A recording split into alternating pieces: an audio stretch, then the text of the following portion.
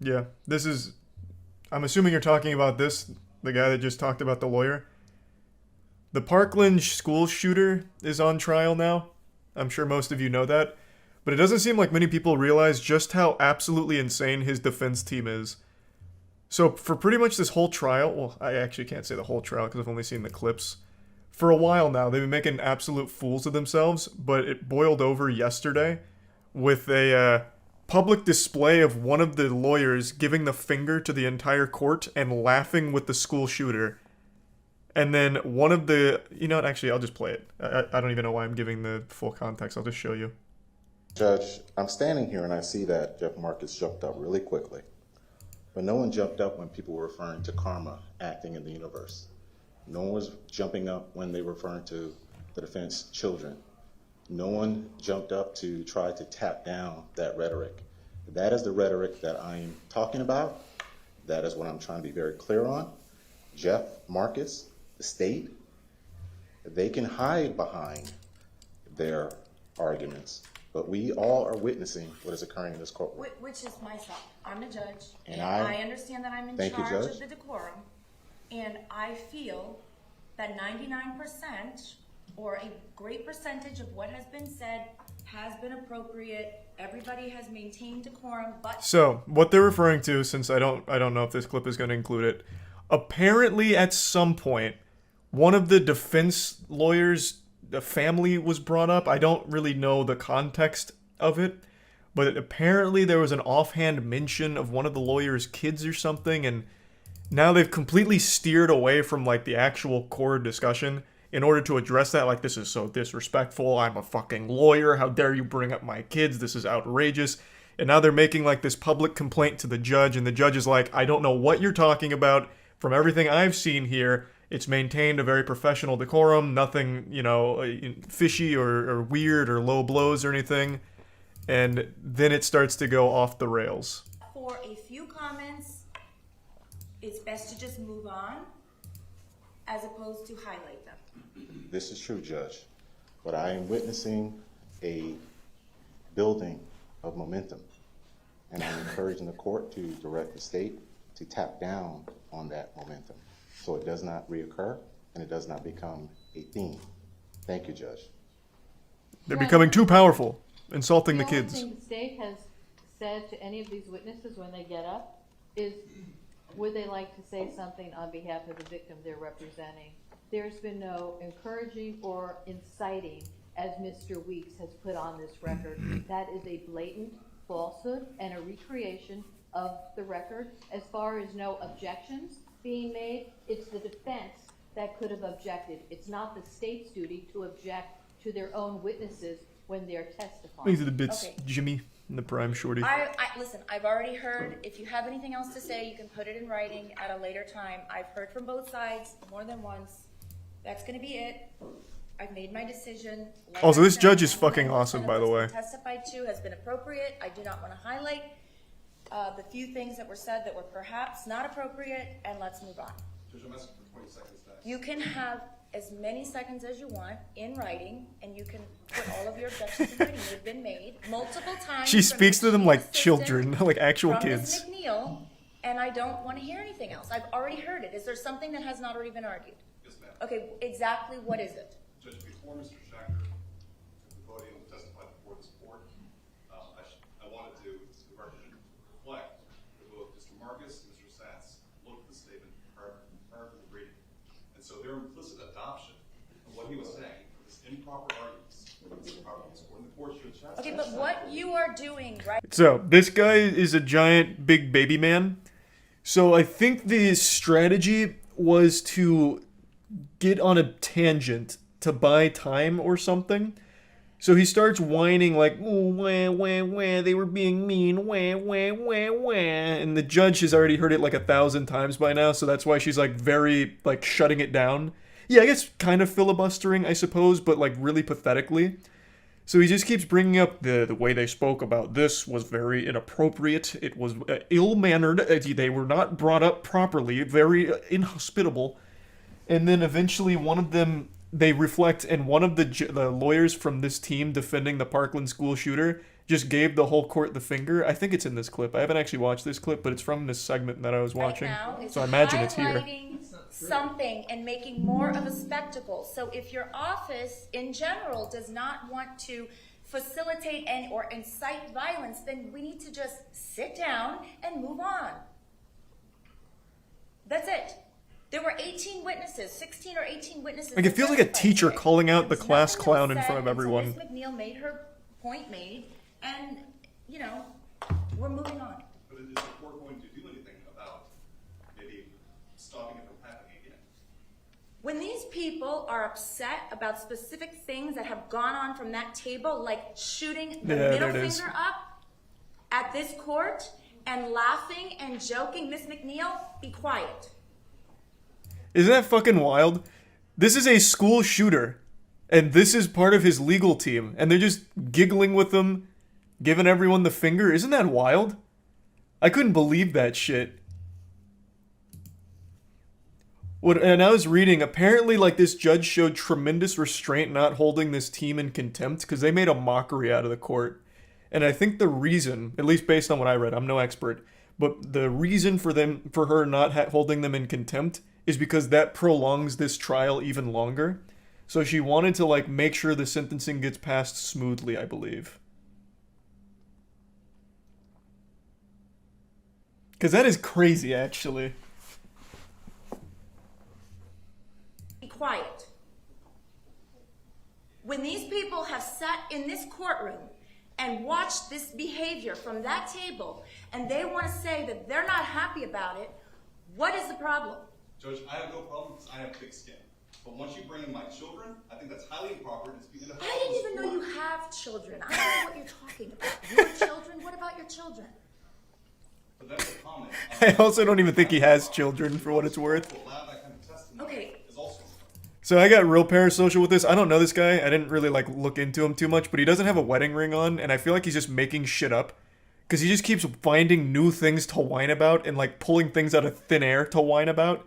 And then he eventually just gets disciplined like a misbehaving youth. allow that kind of testimony Okay. is also There was, I don't remember any comments about any children. And if there was, it obviously didn't, it came and went without me noticing it. Judge, I can assure you that if they were talking about your children, you would definitely notice it. You need to sit down right now. You're out of line. In fact, you're excused. You need to go sit in the back with your And put on the dunce cap. chief public defender. Put on the stupid hat. Mr. Weeks, please ask the lawyer from your office to go sit down and not say anything else. To try to threaten my children and bring up my children is inappropriate. Go to the back of the room now. That just violated about every rule of professional responsibility that I have never. If you're gonna get up here and you're going to, Judge, I asked you to go sidebar on this matter. you sidebar or not, you don't have one of your assistant public defenders say something about my children? Judge, that same It's an absolute venom clown that the show. court is expressing is the same venom that defense counsel had to sit through this entire morning when their What do you mean? Like, so the venom he's talking about is in reference to when the lawyer for the school shooter gave the finger and started laughing. I believe they got reprimanded for that behavior. So that's I think, I could be wrong, I believe that's the venom he's referring to. It's not like they were just, like, innocently defending someone, doing their due diligence in court. They were actively making a joke out of it.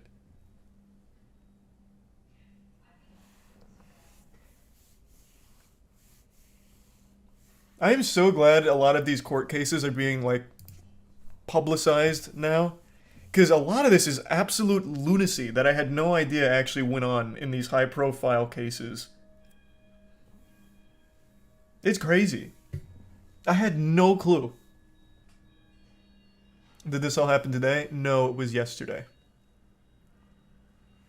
Thanks to Prime. Felix Fletch and the resub Rico, Reaper, Doinks, Monk, Pancake, and the tier 1 Old Greet. Brought up her were children being multiple referenced. times during the trial. Nobody knows if I'm barren or not. They don't know Judge, about my children. Judge. Sit down. Sit down. Judge, Sit down, Mr. Weeks. Please do not summarily dismiss me. I'm summarily I'm dismissing asking you. the Go court. sit down. I'm asking the court. I asked the court to go sidebar. Go sit down. You don't threaten the Judge, court's children. everyone Your in this assistant just courtroom- did that. Go sit down. No one in this courtroom had to endure what we had to Go endure. sit down. Miss McNeil has made her children a spectacle more than once during this trial. That was her choice. You have absolutely no right to have one of your assistants come up here and suggest something about my children. Now, please go sit down. Judge. You're Judge, inappropriate and out of line. Go sit down. Judge, may I have a brief recess? No. Go sit down. May I have a brief recess? Can I have some ice cream? My attorneys. We're moving on with the sentencing, Mr. Weeks. So can I have a brief recess? No. Thank you. It's 1:36. Thank you. Hey, great work out there. You got her, champ. Nice work. Yeah, it is a wild trial, which is so crazy because how can you even like act this way when you're defending someone who is like there's no room for argument. This is the school shooter. Like they are defending the school shooter and somehow laughing about it, joking with him, and making a complete fool out of themselves. Like I don't get how this even happens.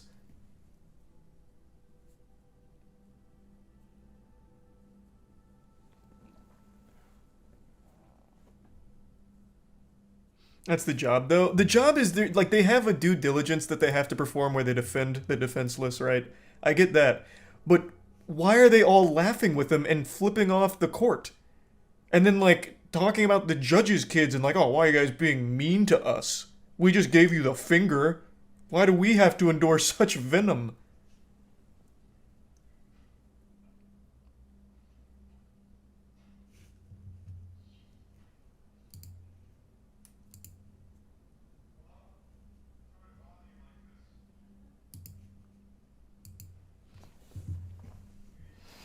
They probably don't want to be there because they have no chance of winning. Yeah, I mean, I get that, but it still doesn't really excuse the actions. Like, you go there, go through the motions, do the bare minimum, and leave. Like, no one expects them to somehow get this kid out of jail or something. Yet they're in there, like, absolutely ruining their reputation. Like, shit, this guy, from what I've read, he could, like, legitimately be disbarred. This guy, big baby man.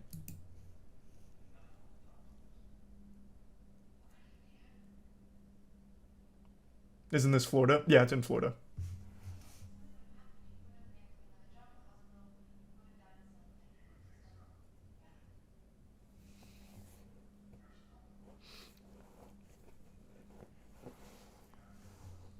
Thanks to the Prime Chief and the Resub Gooble Gobble and Dylan and the Prime Sanctum.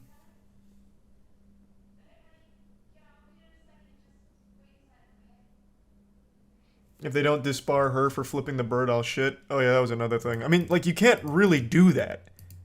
Like, you can't just go into court as the goddamn lawyer and just give them all the finger. Like, not even Saul Goodman did that. And he was like the bad boy lawyer.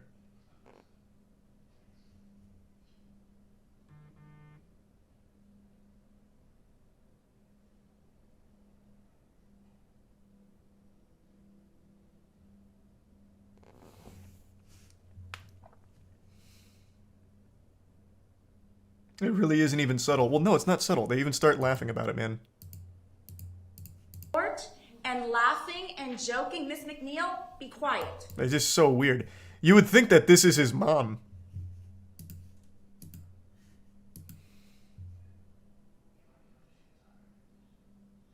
By the way, this is the piece of shit that pretended to be crazy in the interrogations. Yep. I know. I'm well aware. I may not have really kept up with the trial apart from these wacky clips, but I do know about the kid.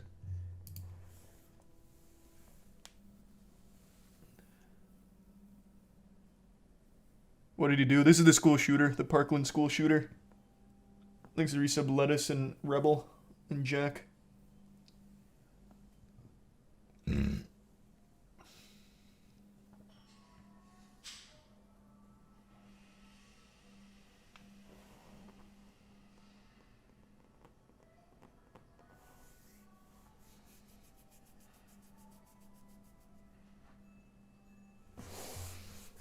He's not a kid, he's an adult. Well, yeah, no, I say kid just because he's young. Like, he's obviously an absolute monster. I'm not, like, excusing anything he did by calling him a kid. I think he's, like, 19.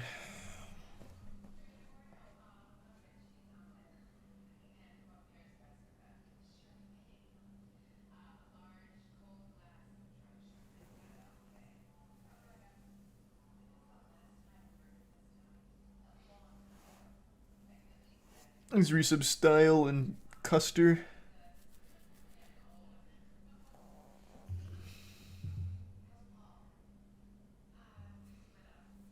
And the Resub Luda. Didn't he plead guilty too? I don't remember actually. He may have. I'm not positive.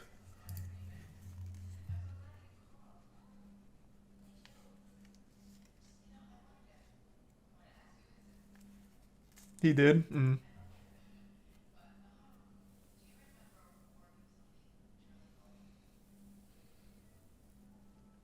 Thanks to the resub. Berm Tea and the Bits Silver.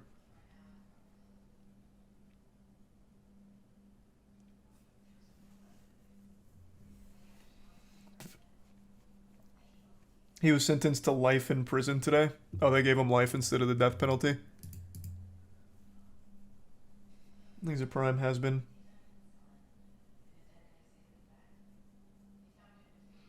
"34 consecutive life sentences.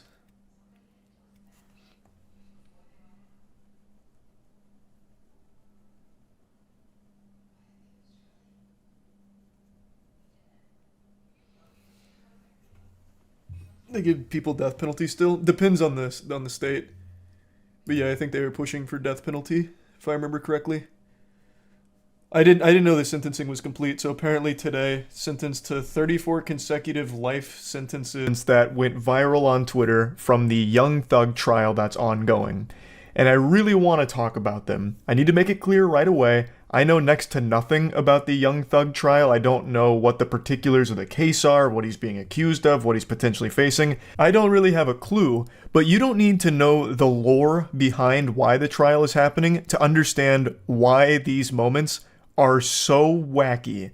I'm going to go ahead and start by showing you what I believe is potentially one of the biggest head-scratcher moments the American justice system has ever heard. Regardless is less than 1% of this whole indictment. This reminds me of this anime named Bleach, where it's 16 seasons. Every episode is about 18, 20 episodes. Sorry, every season is 18 to 20 episodes. And they have season 4 and 5. They have these bouts. They're villains of the whole thing in season 4 and season 5. The main characters are trying to get them out of Soul Society. Pardon the interruption. I'm not trying to jump scare you here, nor am I trying to intrude on this passionate speech about the Bount arc from Bleach, but I think it's important because I imagine most of you haven't seen what she's referring to, and God bless you, keep it that way. The Bount arc in Bleach is regarded by many, myself included, as one of the worst arcs in all of anime. It's basically about vampires that get introduced out of nowhere and then leave out of nowhere, never to be addressed again. It is a garbage filler arc that serves only to waste your time and insult your intelligence. It is truly trash. And I'm one of those poor souls that endured the torture of watching it. I didn't know the Bount arc was filler. So I subjected myself to that almost never-ending nightmare. So when she brought up the Bount arc here, it was like an old wound reopening and then having salt poured in it. I had a repressed memory come forefront and then like post-traumatic stress disorder as a result because she brought up the Bount arc in this fucking trial for some reason. Now, she is representing someone else who is involved in this case. His name is Rodalius Ryan, and the way she's trying to weave in the anime reference with the point she's trying to make is interesting. You go to season 6, you don't hear about the bounce. You go to season 7, you don't hear about the bounce. Why don't you hear about these important characters? Because they're filler characters. It's a filler season. Me and Rodalius, we're fillers. We're not integral to this story. They just drag him out of prison to jail to make this bigger than it has to be. We're basically distractions. So, as a juror, what can you do to tell the state, we're not going to be distracted? We don't need to listen to filler. You come back at the end of this with a not guilty for regardless Ryan. You tell them we do not want to waste our time on fillers. We just want to get to substance. So I guess sit back, enjoy the show, get some popcorn, because this is not justice, this is a circus. Thank you. I find that closing remark, this isn't justice, this is a circus, hits even harder since it follows an entire speech about anime in a legal setting. Like, she isn't wrong. This is set the dial from serious all the way to silly. We have cranked that shit up now. We're talking anime. Like, what the fuck? Like, this is how I imagine a Discord trial might go. You have Judge Wumpus presiding over a case, slamming the gavel. Order! Order! Huh. Interesting. Tipping a fedora. This reminds me of that time in Naruto when Rock Lee took off those training weights against Gaara. Am I right? Isn't that right, jury? Like, it's just...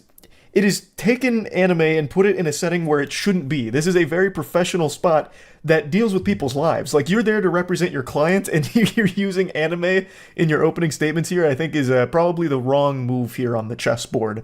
Not the strongest opening. Based on how she sums up her opening statements, it seems like the point she's trying to get across is that her client is not important in the overall case, thus their presence is only there to serve as a distraction or inflating everything. Thus, it's filler, like Bleach Bound Arc. Now, for the next clip I'd like to show you, you're going to have to really open up your ears here because the audio on it is some dog ass. It's pretty bad. For some reason, quite a few times throughout the trial, the audio would just get really fucked up. But to Jeffrey, thug had a different meaning. Now, some of you read books about Tupac and what it meant to be thug life. Thug life, the hate you give little infants, Fs, everyone. Meaning discrimination and racism hurts all of us. We teach that to our kids. Now, this is Young Thug's lawyer, and right now he is trying to get into the kitchen with a ton of ingredients and start cooking. And the recipe that he's following, well, it's got some interesting flavor to it, to say the least, with the direction that this dish ends up going. That was not what thug meant to Jeffrey. Thug meant and means to Jeffrey something very personal. It was his path.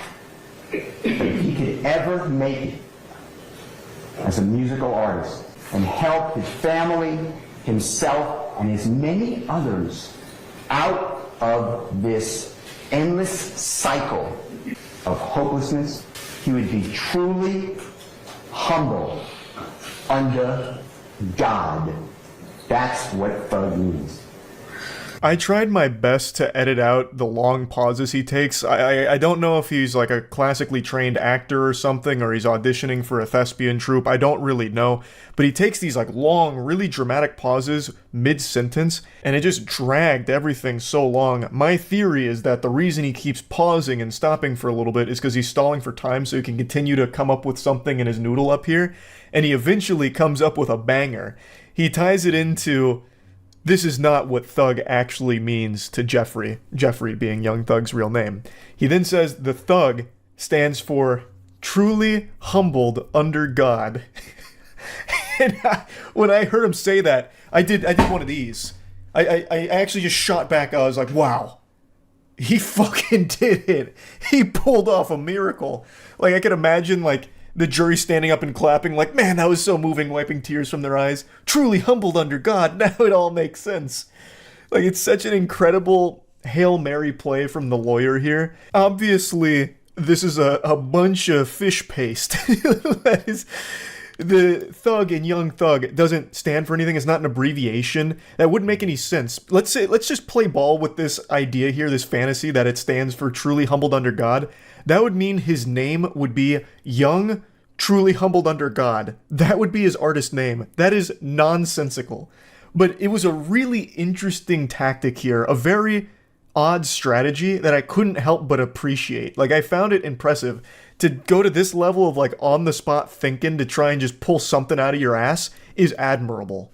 I unironically love that strategy. I think it's just a banger. It makes me want to give it a try. Like the moist on my shirt, it stands for mopey outlook is super terrible. And it's all about having a mopey attitude is a bad thing, and we gotta turn that frown upside down. It's all about a positive outlook, baby. And actually, that's a perfect segue into another thing Young Thug's lawyer tried to pull off in the trial today. It's another very incredible strategy. And the indictment that the prosecution had the grand jury return says he's holding up a blood sign, and that furthers this conspiracy.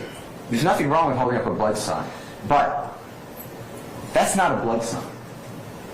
A blood sign's like this. It looks like a B. That is a P.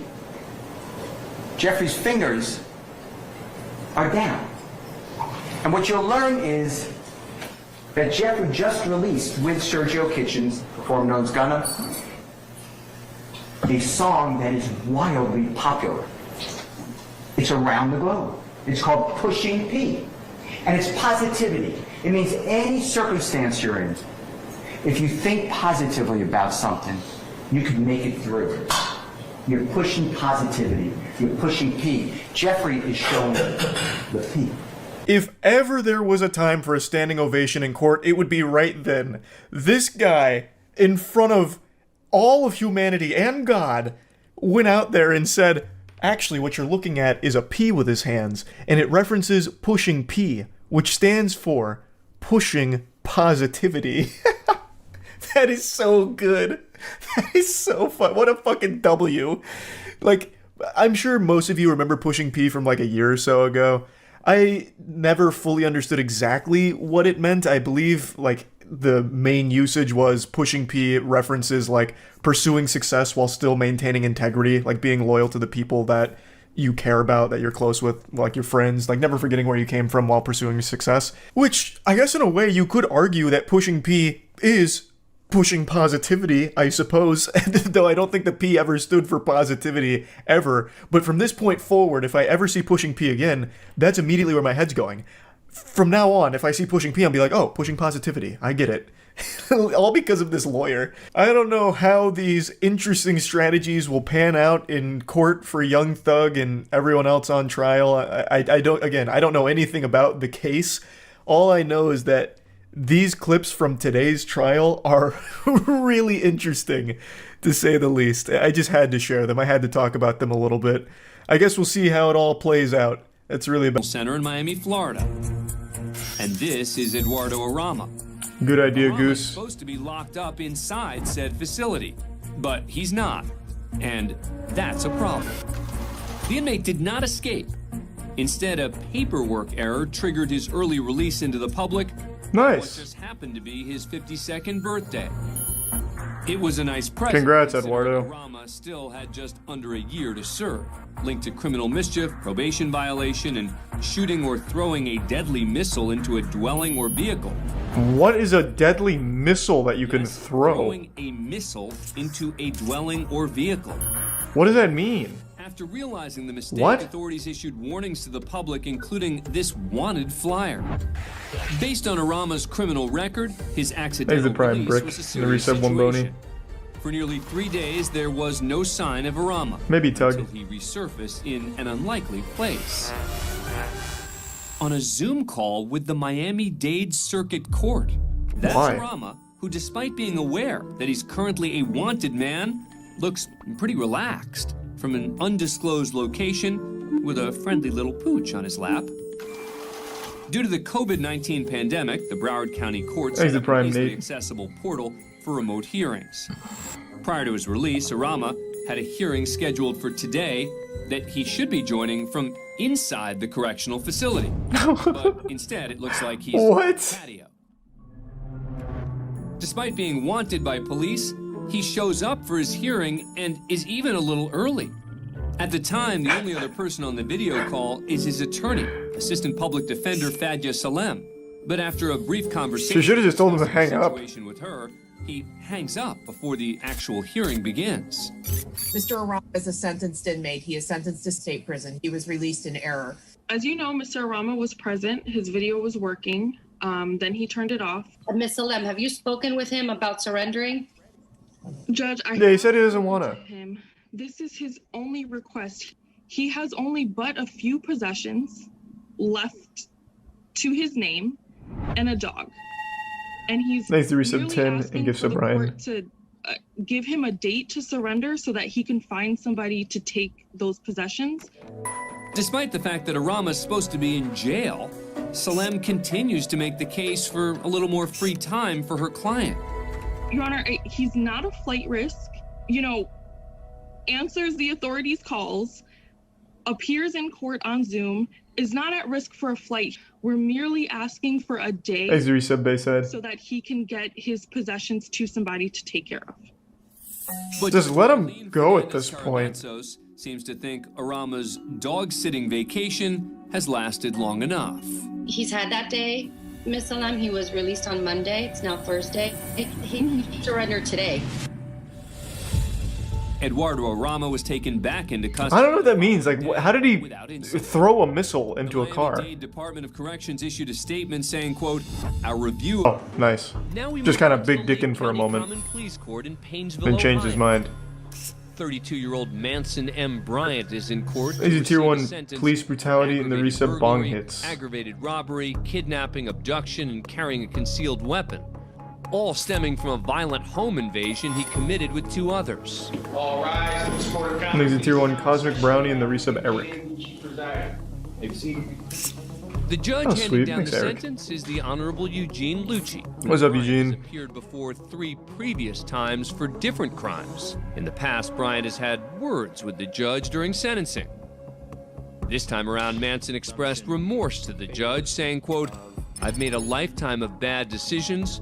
I am truly sorry. I respect you, and I respect your decision." Oh, that's very sweet. That decision. Am I free to go? Circle yes or no. Court determines Do you like me? that his conduct and his criminal history shows that consecutive terms are needed to protect the public from future crime. At this point, it's safe to assume that Bryant will be spending some time in prison, but just how much remains to be seen. Court sentences you to prison on count 1, aggravated burglary, felony 1, for 8 years. Pass him another note. 3 years on the firearm specification. Court sentences you on count 3, aggravated robbery, for 8 years. Plus Overall, this isn't too bad. firearm specification for a nothing. total of 22 years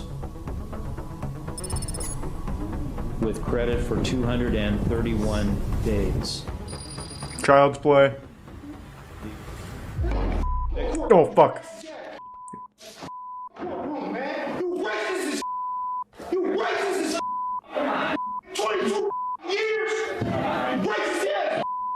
Turns out he actually is racist. That'd be huge. That you had a certain amount of remorse. I was mistaken. The court determined maximum imprisonment. Well, I mean, if I steal something, I'm gonna feel kind of bad. But if I also get like sentenced for 22 years for it, I'm gonna be fucking pissed too. Trying to calm Bryant down. Granted, his charges are more serious, but still, you can be remorseful and still pissed. So that's 28 years with credit for 221 days. All right, you can take them. Bryant's outburst leads the judge to impose the maximum sentence allowed for his conviction. He'll now spend 28 years behind bars. I mean, at that point, it doesn't matter. The extra 6 is just kind of worthless. The defendant has shown me that he Let it ride. has no remorse whatsoever, and therefore the court determines that maximum imprisonment is needed.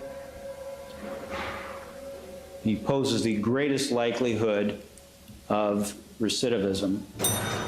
Good word, Eugene. Excellent work. Next up, we head to a traffic You really nailed that proceeding one for in Scrabble. Sacramento, California. The court clerk is waiting on There's the a tier 1 defendant, Don't Scott Punch Me Green, Man, who's appearing and the today tier 1 for Paper speeding Planes, and the license resub tag Oprah, violations. Reaper, and the Prime Nick There he and is. Wally. The court clerk is waiting on There's the a tier 1 defendant, Don't Scott Punch Me Green, Man, who's appearing and the today tier 1 for Paper speeding Planes, and the license resub tag Oprah, violations. Reaper, and the Prime Nick There he and is. Wally. Hello, Mr. Green? Yes. Yes, defendant Green is also Dr. Scott Green, Hey, Scott. a plastic surgeon. Hi. Are you available for trial? It kind of looks like you're in an operating room right now. I am, sir. I'm in the operating room. Yes, I'm available for trial. Go right ahead. Okay, let me... That's going to be a horrible plastic surgery job. They are being live streamed on YouTube. That's because traffic trials are required by law to be open to the public. Since we're limiting physical access to the courtroom right now, that's how we're making them open to the public, okay? Okay. I love Zoom trials. This was such a good idea. Green is ready to go. The good doctor is sworn in and continues to multitask as he waits for Court Commissioner Gary Link to get things started. So, can everybody hear me? Yes, sir. Officer Monroe, Mr. Green.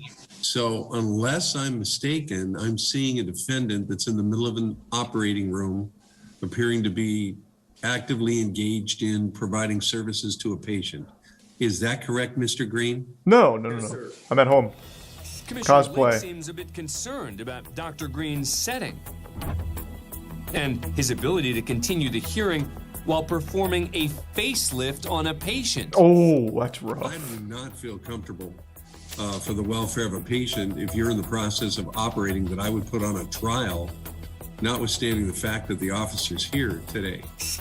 Sir, I have another surgeon right here who's doing the surgery with me, so I can stand here and allow them to do the surgery also.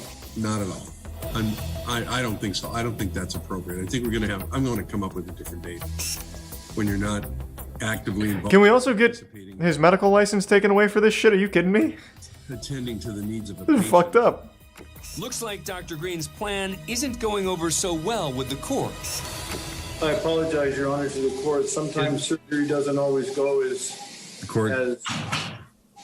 You know, efficiently as we it hope. happens. We want to keep people healthy. We want to keep them alive. That's important.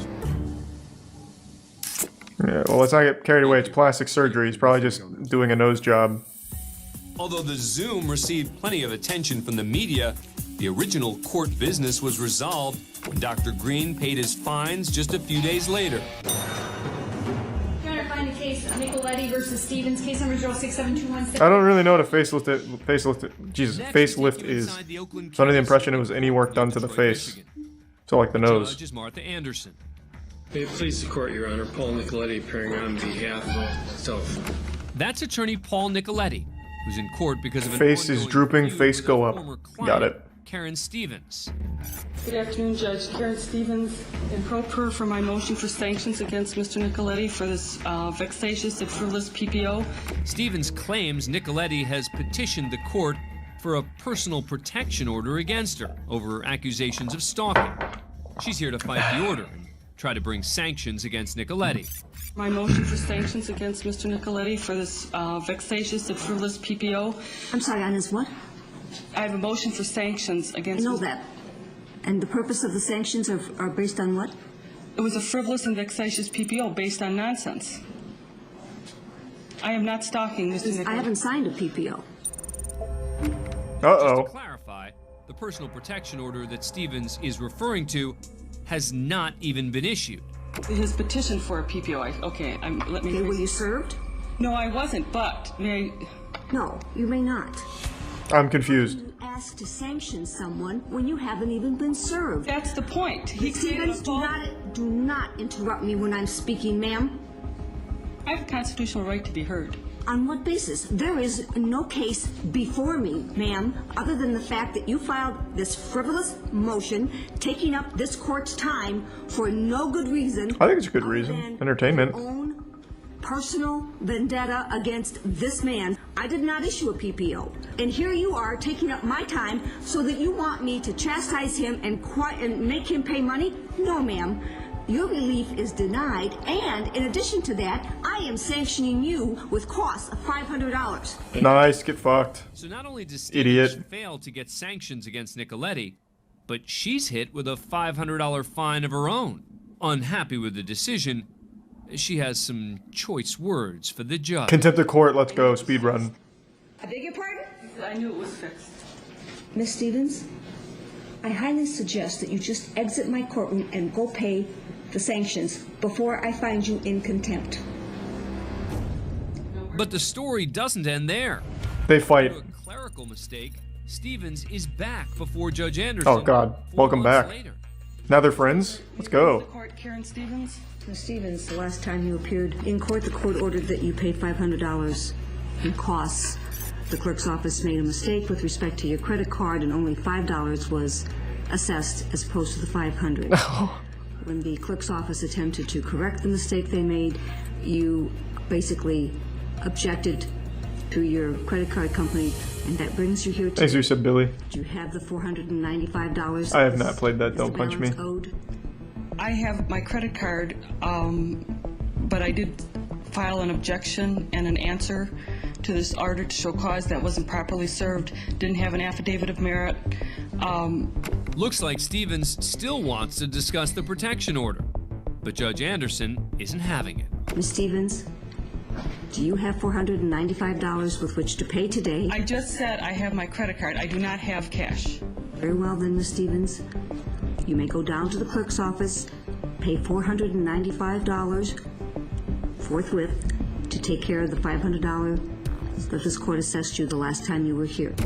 But Karen Stevens isn't one to go quietly. Let's go, Karen. What statutes or court rules you rely on to sanction me in the first place? That's part of due process. Ms. Stevens, do you wish to comply with my request, or do you wish me to find you? Is it a court order? I need a court order. Ms. Stevens, my clerk will call down to the clerk's office and let them know you are coming. There will be no court orders, what you're saying? Ms. Stevens, please do as I've directed you to do. Thank you. Stevens ultimately lost her feud with the judge and Nicoletti. She was not only ordered to pay the fine she owed the court, but Nicoletti's attorney's fees as well. Hey, happy ending. Thanks for being a fan of courtcam. Subscribe to A&E. Good work, Karen. She did pretty well, all things considered. I think that art degree that she had really paid off there in court. She was able to hold her own. Man claims he robbed the bank to pay for daughter's cancer treatment. Oh, that just sounds sad all around.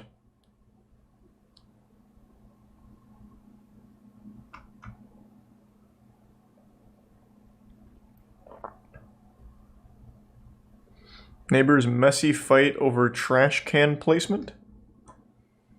If parking and Makes me trash some issues taco can and separately souls. cause friction between neighbors, together, things can get very messy indeed.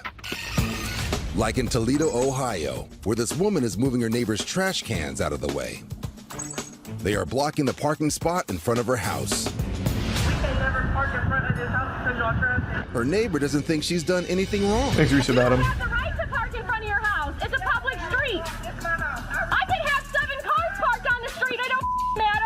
And supported by her husband, The public street. she starts to move them right back. Oh God. It's about to get wild. To be outdone, the woman's friend just wheels them away again.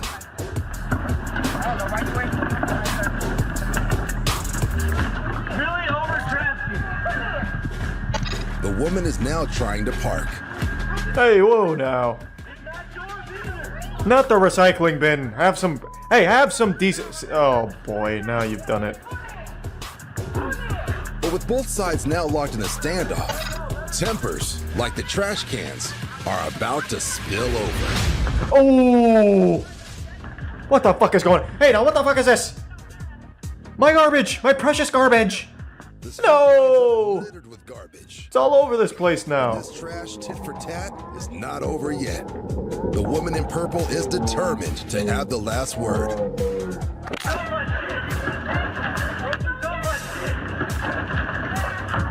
Nice. Police later arrive, and this woman is fined for dumping trash illegally on the street. The neighbors no longer live next door to each other. I was expecting something a little bit wilder. That was pretty tame, all things considered. I would say that the guy should also get charged, considering he's the one that started the dumping.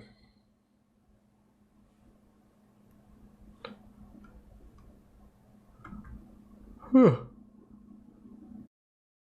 One that started the dumping.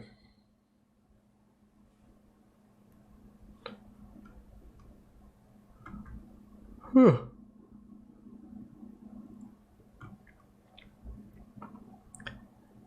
Judge ignores pandemic rules. Oh, we've seen this one. Wait, this is just a straight up re-upload. We've seen that.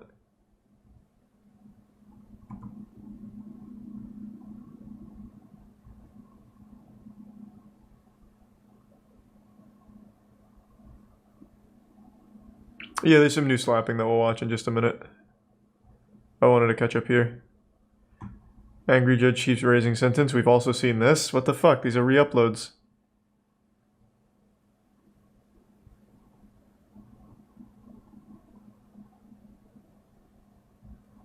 Man slams door on thief breaking into his car. 45 miles northwest of Chicago is the city of Crystal Lake, Illinois, home to Aaron and Samantha Helmer and their 3 children. Our neighborhood is nice, quiet, suburban American neighborhood. We've lived here for 4 years. We get along with Wait, what did he say? out here. At 3 a.m. one morning, Aaron is awoken by an intruder alert from his home security system. A stranger has walked onto his driveway and tried the door of his unlocked car. I look at my phone and see that my car door is wide open and the light is on. Didn't really think about if the guy had a weapon at all. I just knew that I didn't want somebody in my car. Oh my God. Good work. I slammed the car door shut on him just to kind of stun him because I didn't know what kind of size person he was when I first ran up to him. Oh my God. I'm 260 pounds. I'm a big guy. He was about 120 pounds soaking wet. Drop whatever you have in there, okay? So I pissed on him. Alright. You okay? Yeah, I'm so sorry. I think this kid was scared that I came outside of my underwear. What do you have in there? Thanks, resub King Laven and Penguinz fan and Clip Clop. At 3 o'clock in the morning, I With was its scared panda. doing that. I was trying to make money or something? I'm hiring. Everybody's hiring. Yeah, so much. I don't want to explain it. Aaron called my phone, and Long story short, now that guy's the CEO of my I company. like to sleep, so I was not very happy that I got woken up to some kid breaking in her car. Is my wallet in there? So when I walked out, I just said it like right away, like, call the police. Like, why are we standing here? What the f you doing? I'm really sorry. But then, like, I saw it was a kid, and I could see that, like, Aaron was kind of unsure of how to... Aaron's looking good right now. He just went into mom mode. What else you got? What else did you steal from other people? Just some money. How old are you? 17. What the f? I know, I'm sorry. You trying to go to jail? Thanks to Prime Hike and the resub Batmeg and Magikarp. He was a young kid. If you call the cops on him right away, that could scar a young kid on his record. I used to get into trouble when I was younger, and I didn't want that. How many other houses did he hit so I can get this back? Honestly, I just wanted to get through to him, like, how stupid what he was doing. Well, let's beat his ass. Fuck it. Let's really teach him a lesson. If he would have caught the wrong house, he could have got shot over, like, a couple of dollars. Maybe this is your lucky break, man. Yeah. We talked for about 10 minutes or so. He never tried to run at all. Where do you live? I don't know that he was a neighbor, but I never ran into him before. You still live at home with your parents? Yeah. Where do they think you are? Empty the rest of your pockets. Alright. So he had about... Hit him with the car door again. Glasses, around 5 pairs of prescription glasses, about $5, $10, like $20. He had a pocket knife on him, and he had a bag of Skittles. Learn your lesson. Oh, they shook him down. I'm so sorry. Don't apologize to me. Think about it. We let him go before we called the police to come get the things. It's not ours. We wanted to get back to the people that it belongs to. He stole Skittles, sunglasses, and $20. I don't think they're that upset about it. No. Especially judging by this driveway. He was apologizing that he would never do it again. And I think he got away with it once or twice, and then realize the severity of if he does get caught, what kind of consequences come next. I don't know. I think we made a good team of good cop, bad cop. I'm going to talk to bed. Thanks to Tier 1 Captain Knuckles. Him and his parents would appreciate how the situation was handled. I mean, we still really don't know the full reason of why he was doing what he was doing. So as long as he took something away from it, that's good enough for me. Yeah, you turned his life around, I bet. Thanks to resub Helio.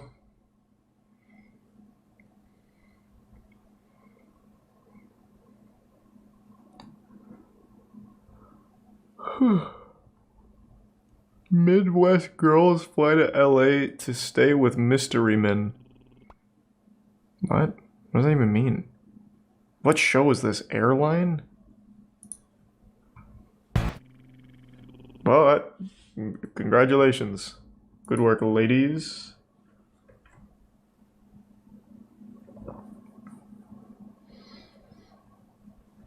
Alright, let's catch up on some slap back at Judge, and throws is capitalized, caps locked. Must be a hard throw. Next stop is the Cleveland Municipal Courtroom of Judge Marilyn Cassidy in Cleveland, Ohio. He walks up alone, carrying a backpack. Full of bricks. Just to launch at the judge. Oh. Uh-oh.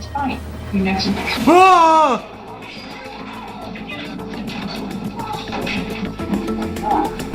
So it was right. He isn't going to do any of that. He's just going right to jail. He didn't lie. How close was the throw, though? By hurling his backpack at her. Oh, not even close. Hit the desk. Quickly ducks, and meanwhile, Carson punches public defender Ooh. David Eidenmiller, who just happens to be standing there in the back of the head. He's then tackled by the I large bet man David with a feels white real shirt. silly. His court officers come streaming in to help. I better get out of the way of this potential danger. Shit, I walked right into his fist. And that big mystery man who came flying out of his seat and over the defense. Stone Cold Steve Austin. Carson. Well, that's Cleveland Police Union President Steve Loomis. Oh, I was close. He's eventually subdued, cuffed, and led out of the courtroom. He's charged with contempt of court and sentenced to 30 days in jail. Only 30, you Thanks know? for being a fan of CourtCam. You know, only 30 days for launching a backpack and punching an attorney? That's, you know, it could have been worse. That's almost a fair trade right there. Like, you know, he kind of came out on top of that transaction, really. Man escapes from courthouse in handcuff. Man, this happens so often.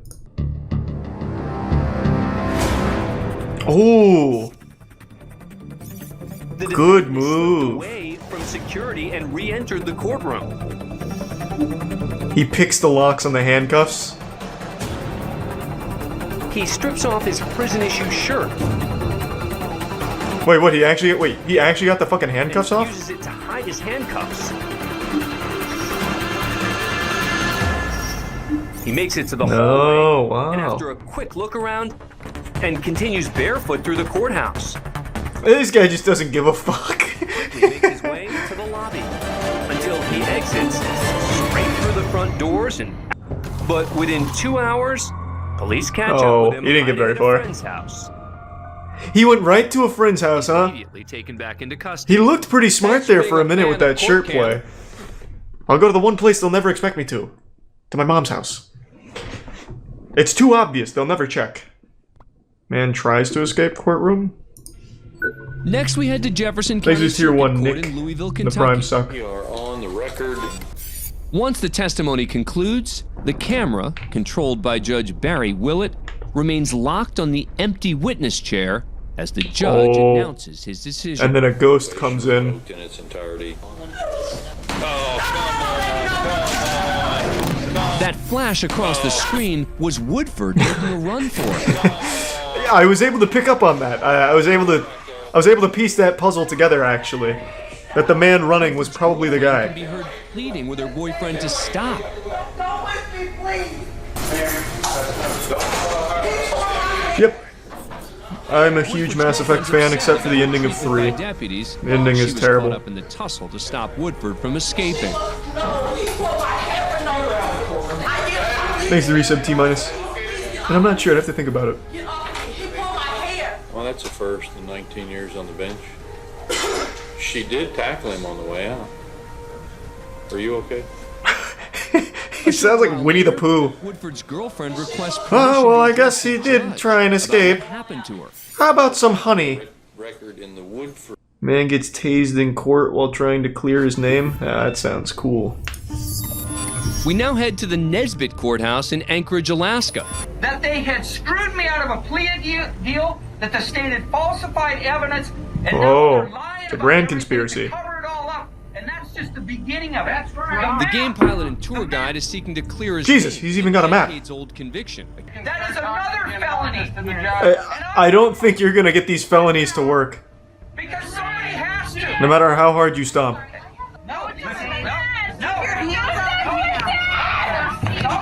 Oh shit.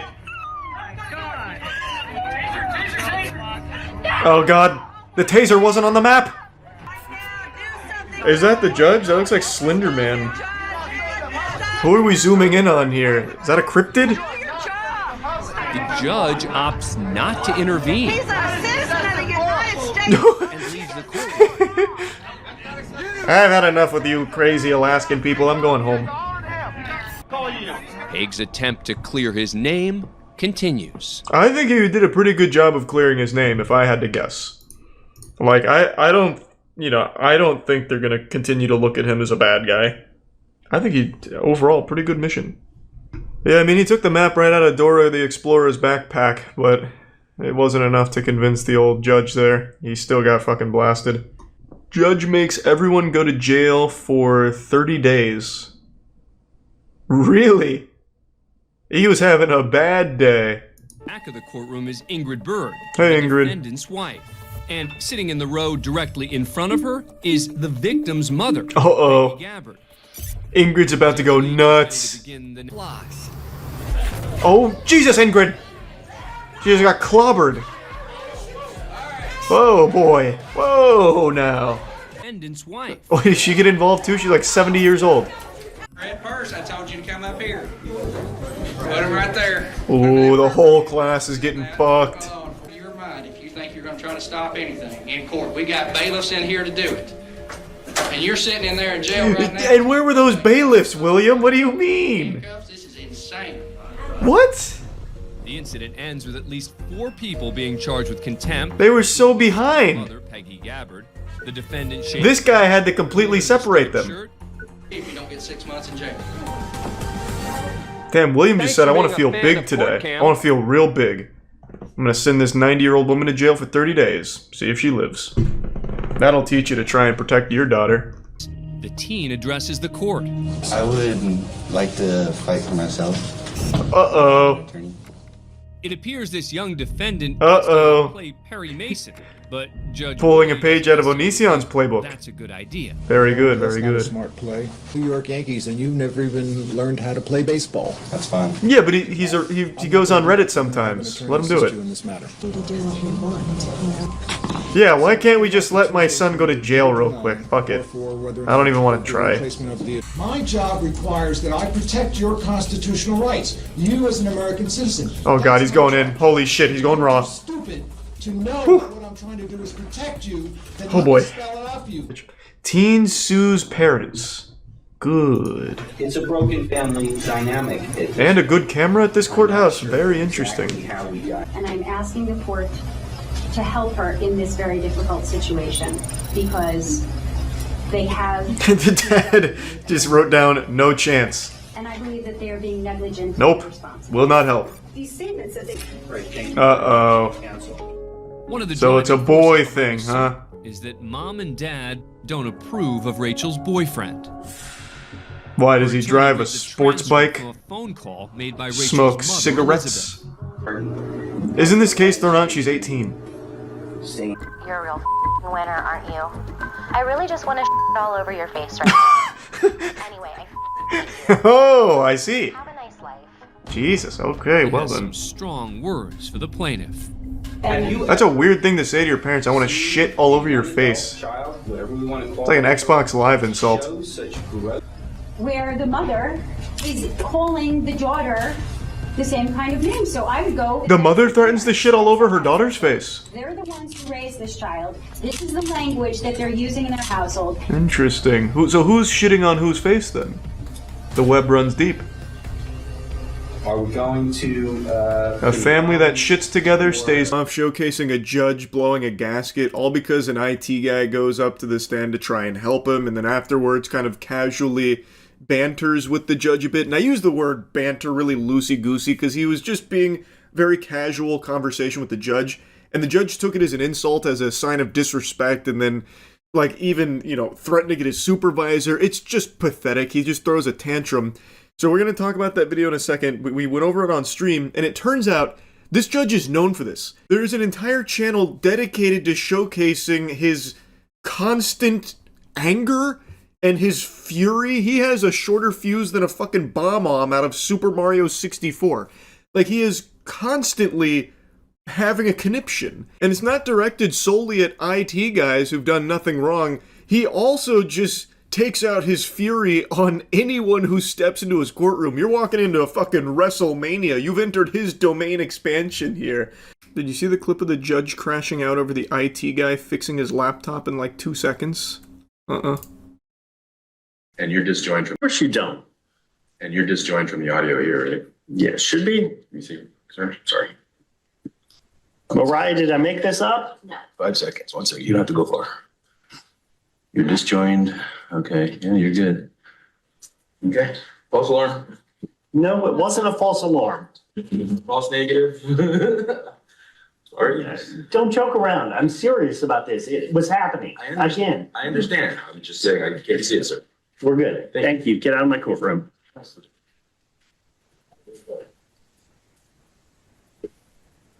Find his supervisor. Jesus Christ. What? Sick and tired of this bullshit today. What? I don't even understand. I don't understand. This looks like the biggest fucking dweeb. That guy is so used to seeing the inside of toilet bowls from all the swirlies he got growing up. Now he's got some power, so he likes to exert it, it seems. What a loser, man. Then I found out there's a channel dedicated to him called Court Disorder who clips all his freakouts. No way. Wow. The IT guy did nothing wrong, and here's Nerdy Nathan going ballistic over it for no reason. Mods, can we ban this guy? Get out of my courtroom. And find me his supervisor ASAP. Now, in a couple of the cases that we watched, it seems as though he was rightfully upset in certain cases at some of the lawyers who showed up unprepared or didn't show up at all previously, so he was kind of calling them out on some bullshit and doing so pretty aggressively. It's like he is a judge that is solely born from League of Legends solo queue toxicity, it feels like. Anytime there's anything even slightly out of whack, he just, you know, melts down about it and goes off the rails. He just has a complete inability to control his emotions. He just has no impulse control at all. And when watching him handle some of these cases, it feels like he just makes immediate decisions based off of what mood he's in. So in a couple of cases, they're trying to like present him with things or tell him things or ask him to look at things, and he's like, no, I'm not doing that. I'm not doing that. Nope. Can't make me do that. And it had me going up in arms like, how is that fair? How can you just decline to look at some of the things they're presenting to you when presiding over this case? So it feels like if he just doesn't like the cut of your jib, he might just not even bother looking at or listening to any of the things you try and show him or present to him. It was very peculiar. Now, of course, I don't know all of the nuance to the cases. Maybe he was really brushed up on the case before they got there, so he didn't want to waste his time, his invaluable time, reading some of the stuff they try and put in front of him. I don't really know. But his smug attitude about all of it really felt very unfit for a courtroom. It was not conducive to a professional environment on a place that's supposed to be very serious. Not that I'm aware of. Is this in regard to the KSG law firm? Ma'am, I don't know. Do you have a lawyer? Yes, I do. Are you responding to that lawyer? I haven't had any. I'm assuming the case has been closed. Who's he looking at? He saved someone the stink eye big time over here. Oh, it must be her lawyer. Her lawyer must be sitting over here, and he's like, uh oh, bud. I'm in Harris County. I'm in Houston. Could you give me an address? I'm not comfortable with that. Well, ma'am, I don't really care if you're comfortable. I'm calling from a court, and I'm the judge sitting on the bench. I'm trying to deal with your case to help. How is she supposed to know that, Nathan? Anyone can say that. You don't have, like, an official number that pops up like, this is the judge. I am Judge Nathan contacting you. Anybody can say that, man. Obviously, like, it's a very natural thing to be like, I don't know if I'm comfortable just giving this complete stranger who's fucking cold called me my address and everything. Your minor child. You don't know my voice? I'm Judge Nathan. True. That's so true. This is Judge Nathan Miller, and I'm calling from the 215th District Court in Harris County. Who am I speaking with? Well, Ben. this is a case on behalf Ben Dover. I need to know where you are right now. Where are you right now? Sorry? Where are you right now? He's like if Review Brah donned the Green Goblin mask. Like, it's like when Osborn got fully taken over by the Goblin persona. Man. Yes, Your Honor. Well, we're here today, Your Honor, because the court set the emergency hearing for. Because you requested one, sir. Your Honor, what happened was... You didn't appear at my hearing yesterday again. If I may... I like his facial expressions a lot. Staring daggers through this man right now. He is tweaking. Respond, Your Honor. Please, I'm waiting. So, Your Honor, as it relates to yesterday, in non-appearance for yesterday, the short answer is that it was not on my calendar. Were any of the other 6 hearings you didn't attend on your calendar? It was 6 hearings that I missed. You want to go through the record again? No, Your Honor. But Your Honor, what happened on yesterday as it relates for hearing, as the court is, my client. I instructed him to be here today. Where is he? Okay, I have no. I'm about to issue a bench warrant. Where is he? Your Honor, I have no idea where my client is. Okay. Jesus. May I explain? You may not. I'm asking where your client is. You don't know. Your Honor, if I may. See, these moments right here, he's like super justified. This guy's fucking slapping him. By the time I got the order and tried to reach out to him, I could not reach out to him. I could not contact him. Why don't you contact him right now and see where he is? If I may, Your Honor? Yeah, absolutely. We'll do it on the record. I'd like an address where he is because I'm about to send out the constable. Yeah, get him on the horn. I want to hear him. Hey, Chip, where you at, bud? Dave and Buster's. Brother, you got to be in court. All right, just hurry on over. You're in contempt. Don't you ever cough in Nathan's courtroom again. This is probably the 10th phone call that I've made. Please record your And this is what I get. I've sent an email. I've sent text messages. When did you send the last email to him? Last email was sent to him probably at about 5 o'clock this morning. 5? Show me that email. 5 o'clock this morning? Mr. Rhodes, frankly, I don't believe a word you're telling this court at this point. Well, wait till you see this email.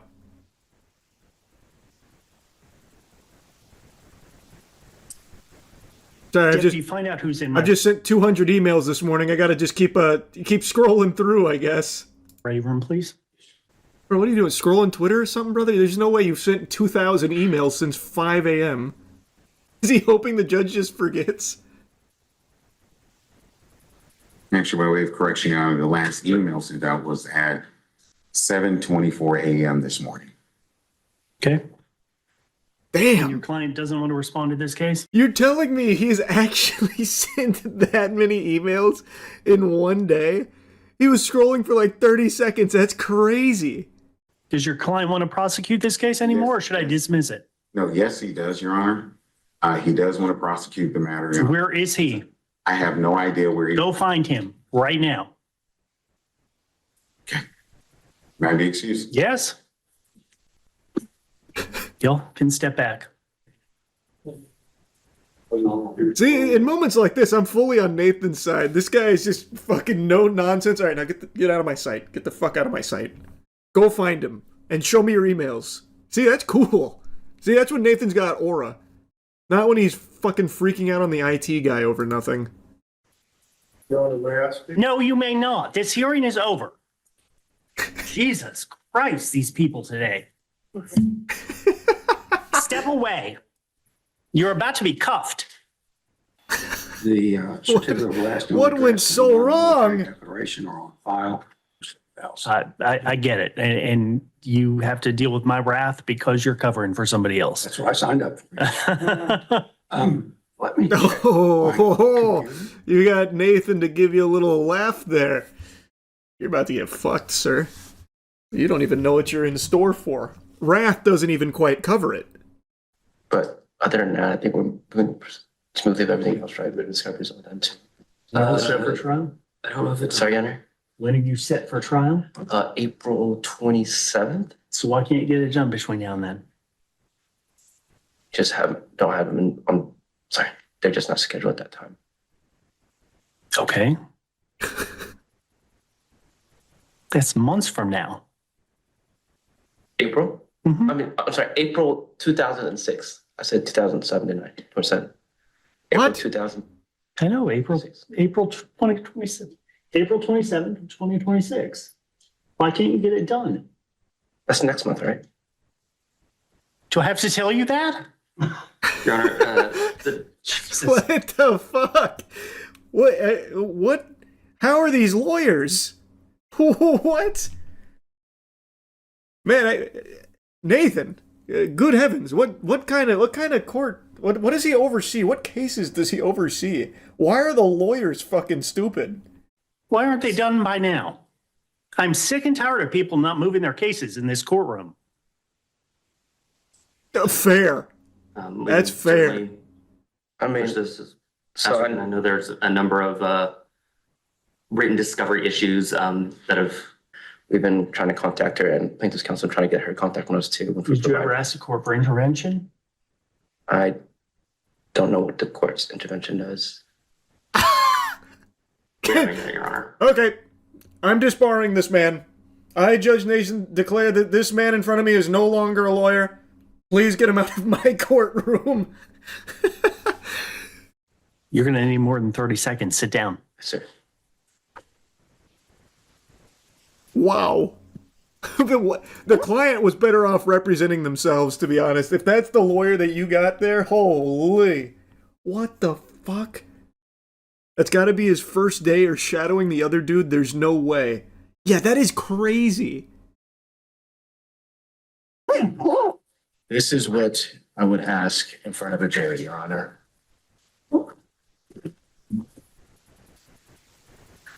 You've got to be kidding me.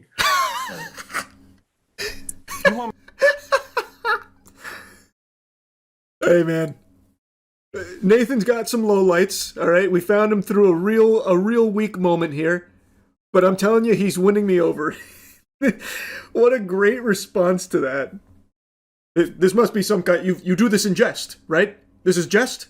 You're making a haha with this on my lap? You've presented me with, right? A goof? You want me to award $20 million? Total's 13 and 13? Okay, no.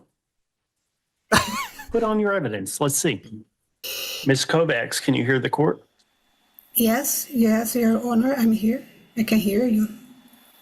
All right, would you raise your right hand? Solemnly swear and affirm that you will a true translate from, I believe it's Portuguese to English and English to Portuguese to the best of your ability? Yes, I swear. Thank you. And would you state your name for the record, please? Danielle Pinarel Kovacs. All right, who would you like to call? Sheila Johnson. Ms. Johnson, would you raise your right hand? Do you solemnly swear and affirm that the testimony you're about to give in this cause will be the truth, the whole truth, and nothing but the truth, so help you God? Yeah, I need you to speak in Portuguese if you're going to speak in Portuguese. Sim. I need you to let her translate, or it's not going to work for us, okay? What? I don't know what just happened there. Did you translate any of that? What? What's happening? Ok, ele quer que você jure que você vai estar falando a verdade, apenas a verdade. We're resetting this hearing. This is not going to work. You need to be here in person. Wait, what? All right, someone explain to me what just happened there. Why did that go tits up so quickly?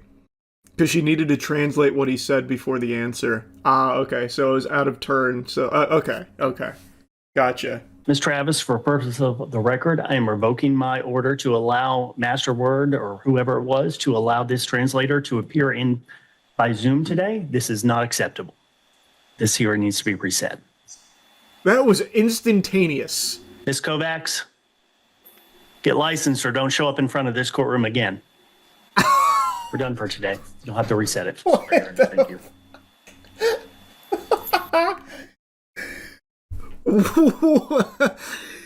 Wow. Jesus Christ, that was like a full-blown like Reddit mod moment. You posted cringe, you're banned. Don't let me catch you posting memes in general ever again.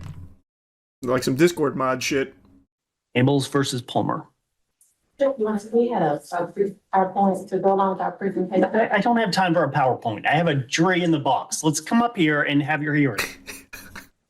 We're here on today? Just you're on a plea and abatement. What if wait, can he just... I imagine the PowerPoint was probably part of the case, right? Can he just be like, I don't want to see it. Fuck that. Do something. Can he do that? I feel like that the PowerPoint was probably important. They can? Can they if they like fully submitted the PowerPoint? Well, I guess it wouldn't... They're not onto evidence or anything yet, so I guess it would be like a preliminary thing, so I guess it wouldn't be like admissible or whatever because it's not evidence. I don't know enough about court or anything here, but damn. It was a motion to transfer venue, Anthony. I see the motion to transfer venue. Where was the plea and abatement? They were filed in the same document. When was the notice? Judge, may I briefly respond? Sure. And this is the portion of the joint venture agreement where SNCP is signing this agreement on behalf of its... I can't read that. Okay. Those are the overlapping stores between the... What? What do you mean you can't read that? Isn't it printed off? It looks like it's just normal printed text. Well, this one's confounding. Here, so if you'll take a look at this, here's some evidence in front of you. Can't read. Next. Also, if you... He didn't even put his glasses on to try and read it. You've submitted me blurry paperwork. Upgrade your printer as he's holding his glasses. Agreement on behalf of its... Can't read that. Okay. Those are the overlapping stores between the stores outlined. You're wasting my time this morning. No, Judge. I mean, we have an overlapping issue in these two cases. They don't seem to be that overlapping to me. Well, we have the same... I mean, okay, brother, to be fair, you didn't even read the thing she put in front of you. Of course it's not going to look like it's overlapping. You haven't looked at it. So how the fuck would you know? He legit sounded like Tobey Maguire there. Yeah, true, he does sound a little Tobey Maguire-esque. You want to go to Jefferson County because you want Jefferson County jury. No, I mean, Judge, we're the defendants in the case. No. They're the plaintiffs. We haven't filed either one of these cases. They filed this case Plea and first. abatement is denied. Thank you, Your Honor. We filed a proposed order, but I have one here if you want to take it. Judge, can you briefly respond about... You may not. Well, this hearing is done. She's asking for a sanction. Deputy, remove her from my bench now. Wow, that short fuse. No, you may not. This hearing is over. Jesus Christ, these people today. Step away. You're about to be cuffed. Yeah, I don't get that one, Nathan. It's hard to root for you in that one there, buddy. He not only didn't look at anything that was submitted, he didn't even know that those were the defendants in the case. Huh. Yep, that one seems like a big old Nathan blunder there. Have we made any progress? Uh-oh. Oh, God. Uh-oh. On why we need the continuance, yes, Your Honor. So this is the dram shop and that case, and Were you not supposed to mediate this case by December 29th? we wanted to, but we did. No, you were ordered to. Oh, fuck. What do you mean, oh? You were ordered to. I think we had a conflict with the severance issue and other party. You're going to jail. You've made me mad. You're going to jail. The motion for continuance is denied. I'll see you in April. Yes, Your Honor. Thank you so much. Mr. Honor? Yes. Next time, ask before you leave the bench. My apologies, sir. That one was a fucking journey. Oh yeah, and here's the IT. I just noticed they have it up on members, the one we watched earlier. What a to Jake Bab. Thank you for that. He was charged with making terrorist threats, assault with a deadly weapon, and obstructing peace officers after a domestic disturbance escalated into a 2-day police standoff. Jesus. Mr. Edwards, this is the Thanks to Prime Superior and Bloosh and the Recip Gopher. you consent to have an arraignment by video conference. Sir, is this an Maritime Admiralty Law courtroom that we're processing me through? No, it's not. He almost got that whole sentence out. Edwards considers himself a sovereign citizen. He tried to use that Reddit line, but couldn't quite get it. Under common law as established by the Founding Fathers. Maritime Admiralty law that he's referencing is the law of the sea and There's a Prime international Cooper. commerce, a body of law that sovereign citizens believe to be the foundation of the country's modern legal system, which they reject. This is not a Maritime Admiralty Law courtroom. I believe so. No. Absolutely, it is. All courtrooms in this country are Maritime Admiralty Law courtrooms that process people, aren't they? Oh, checkmate. That's You just false got information. outjudged. Either way, this courtroom is trying to process me as state property. You see this fictitious name statement? Asher Edwards, spelled in all capital letters? This is not my name.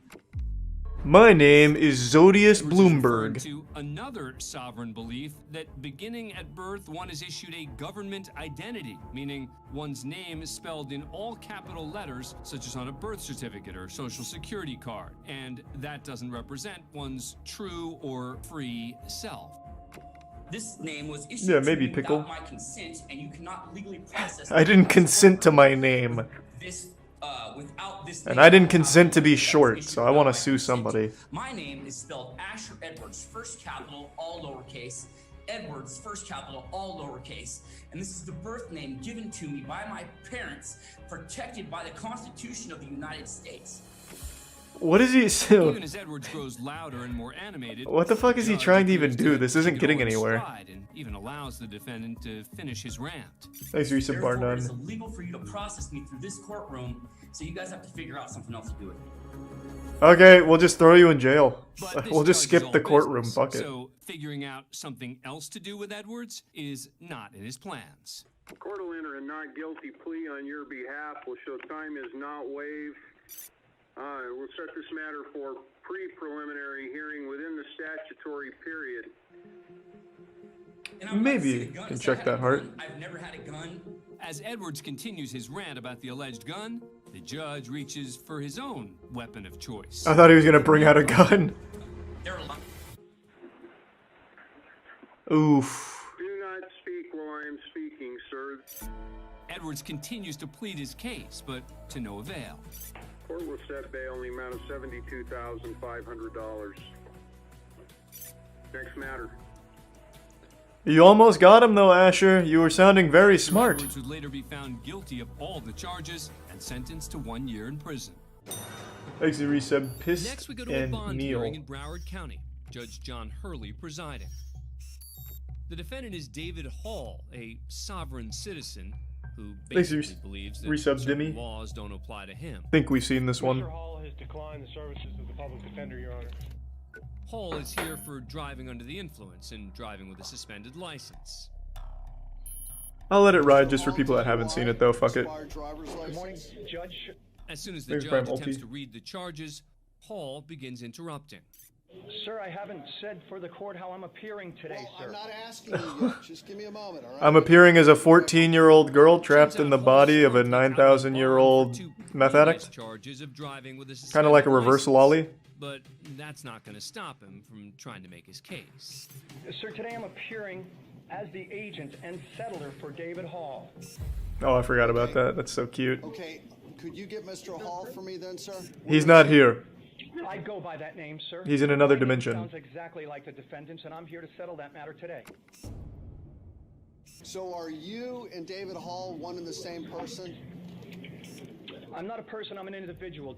David Hall is a person, I am a private individual. Hall's legalese is Hey, 3-sub chick. to say the least. I just want to say real quick, hats off to whoever started the sovereign citizen movement.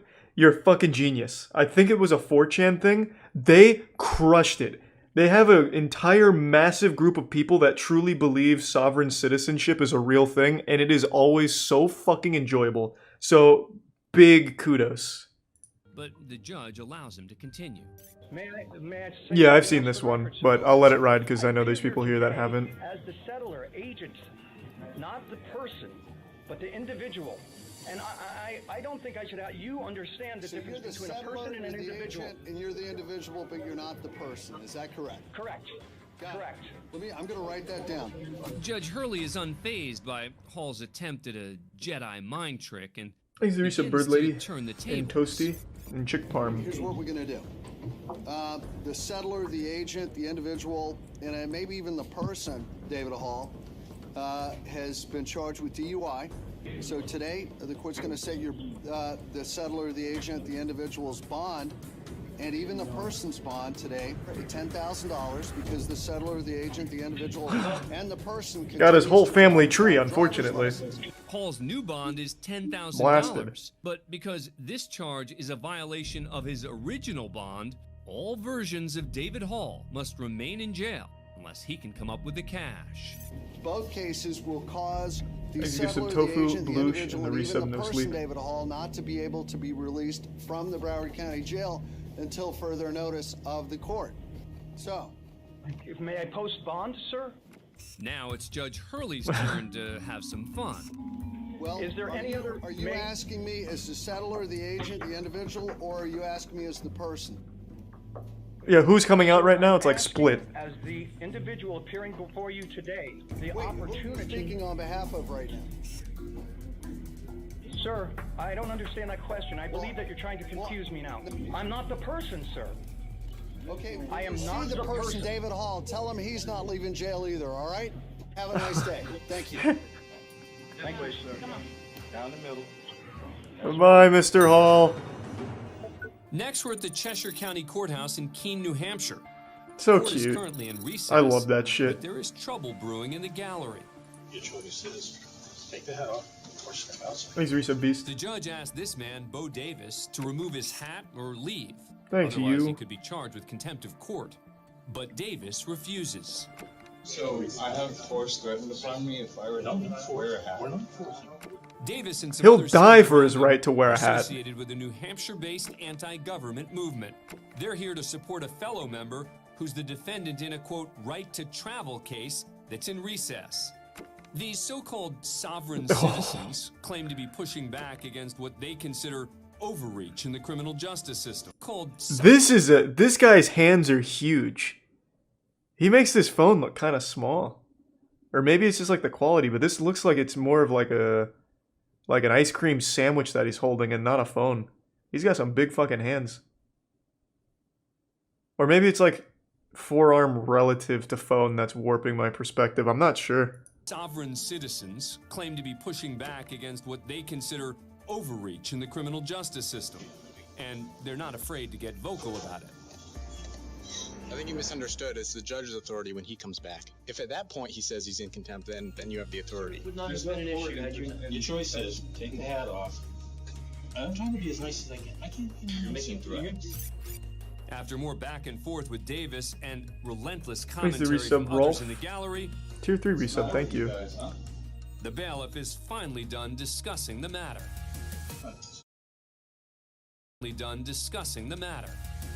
Stand up, please. Sir, treat others as you would wish to place. I'm being nice. Well, I'm not going to assist in my own arrest. I don't want. You should take your hands off that man. Please stand up. But at least he got to keep the cool hat. Escort Davis out, but again he refuses to stand. I'm not going to assist in my own arrest. I'm not asking you to assist. Well, pick him up like a little baby boy. Instead of dragging Davis And out let him of suckle on your the tits. bailiffs use a He might be wheelchair. hungry.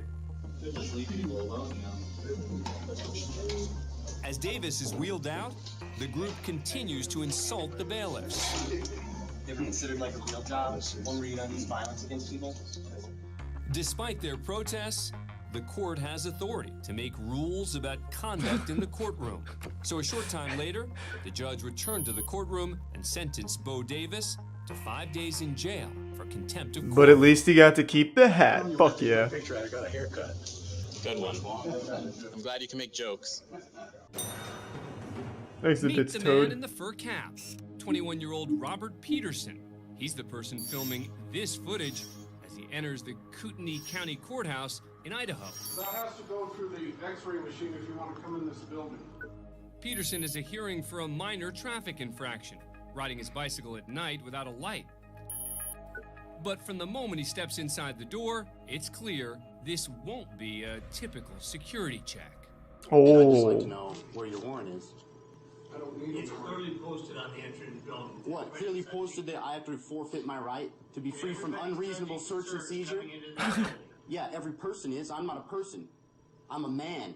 Yeah. And more A specifically, big man. a free man. Strong Peterson man. considers himself a sovereign citizen. I'm not Love subject it. to your jurisdiction, and the court has already confirmed that. I'm here for one purpose. All right. You can submit. He's a rare Pokemon. He's not like the other girls. I mean, He's I'll do quirky. that, but you will be charged a bill. Charged a bill? Rather than escalating the situation, one of the bailiffs decides to play along. You will be served a bill. Thanks, Resub Phoenix. And the bits, Phaedra. I didn't come here to raise a ruckus. After clearing security, Peterson finds a seat at the rear of the courtroom and continues filming. So there are no cameras in the court. Excuse me? There are no cameras in the court. Yeah, there is. No, you have to put that away. No, I don't. Yes, you do. Under what authority? You have to have a court order from a judge before you can have a camera in the courtroom. Okay, well, I'm gonna capture No, you can't. this on video. Turn it off. Mr. Bolt. Well, that was a good argument he made, though. You have to turn it off. No, thank you. He politely Enter declined. bailiff So, number 2. Shut the camera off now. No, thank you. I do not consent to you touching me or seizing my property, so you need to Shut back the up. camera off now. I'm not doing anything wrong.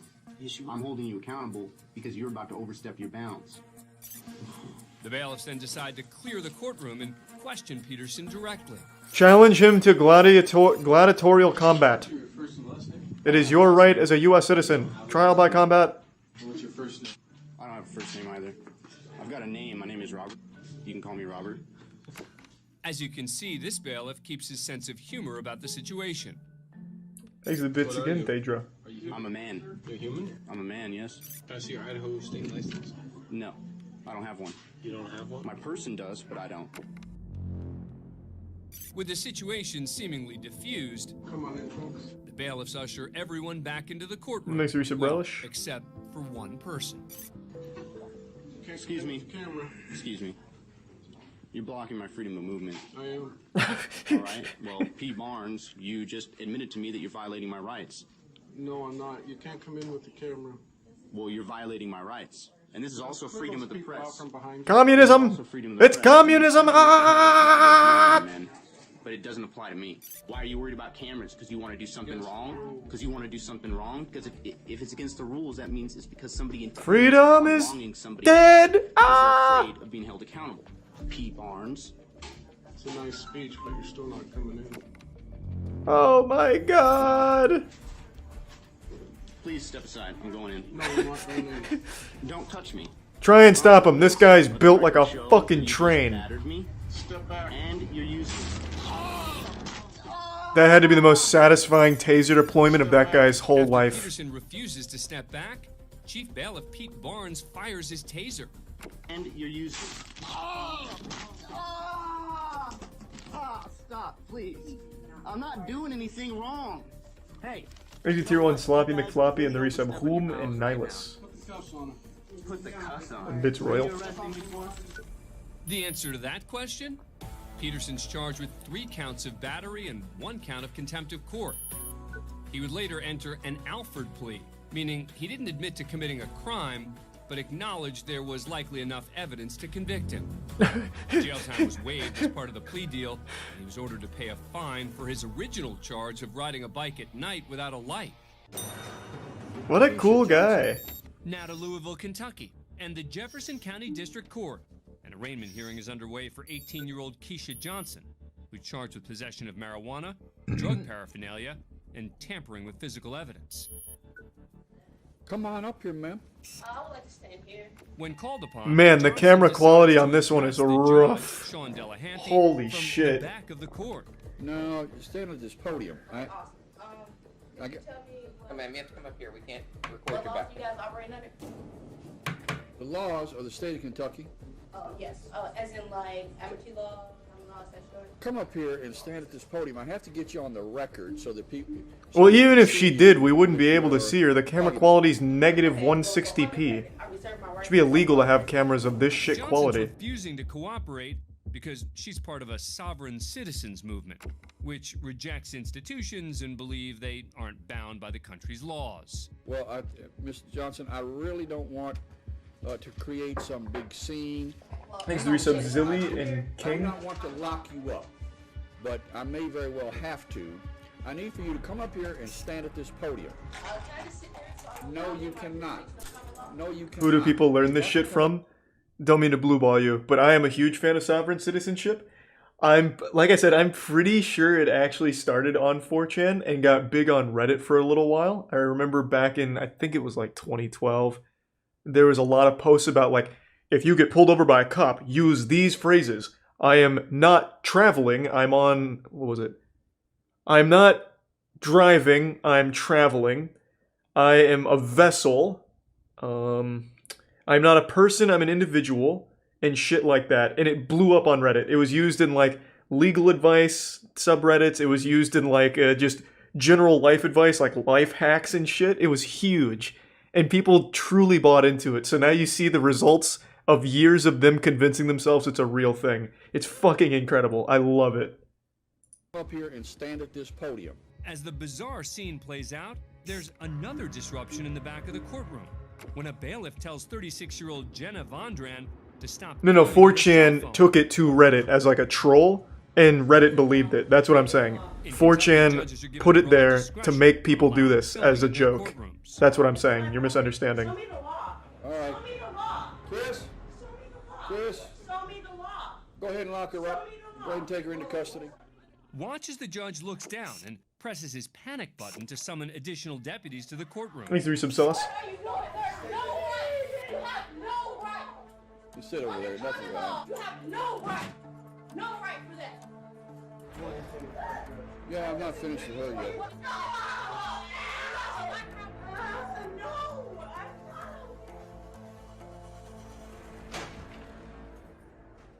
All right.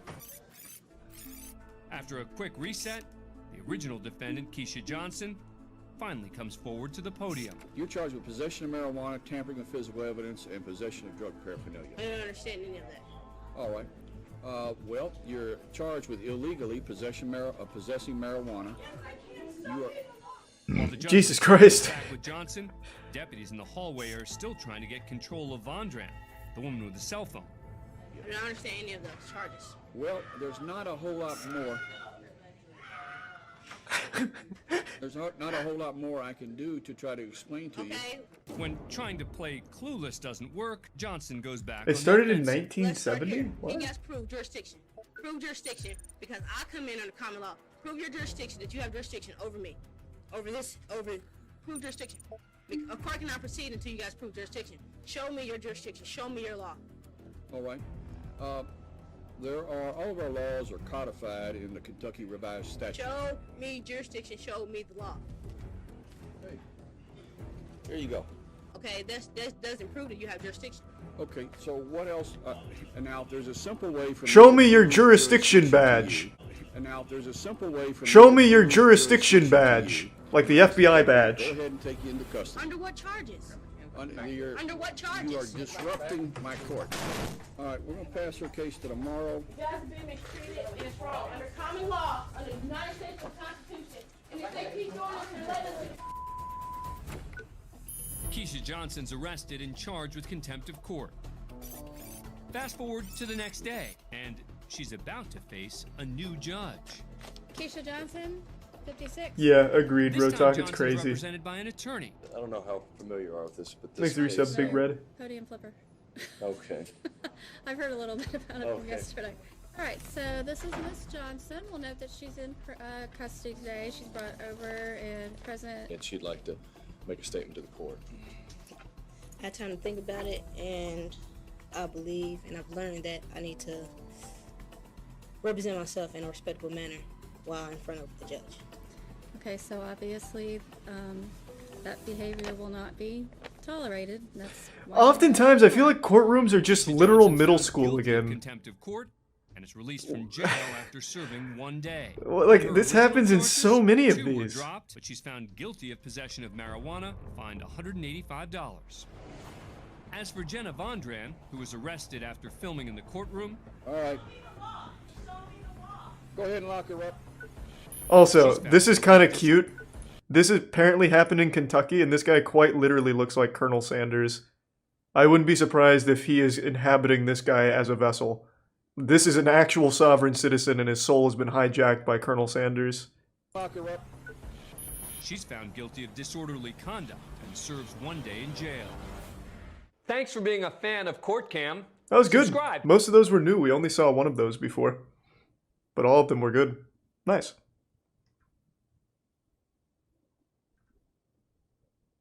Any other court cam, or was that the only new one?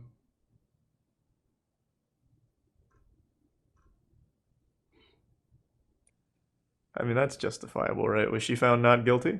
All right, man, that she was craving Oreo cookies and became upset when she discovered that Mr. Edwards had eaten her Oreo cookies. Makes sense to me. Sounds like an advertisement for Oreos. So good you'll commit domestic assault.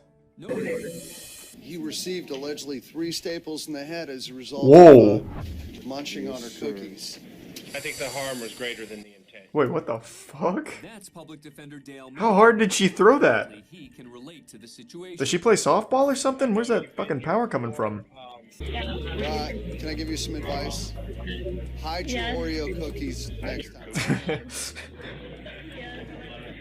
This was sweet. The charges against Jennifer Kangemi would later be dropped. Yeah, I think that's just very unlucky. Courtcam. It sounds like she didn't mean to give the man 3 staples in his head.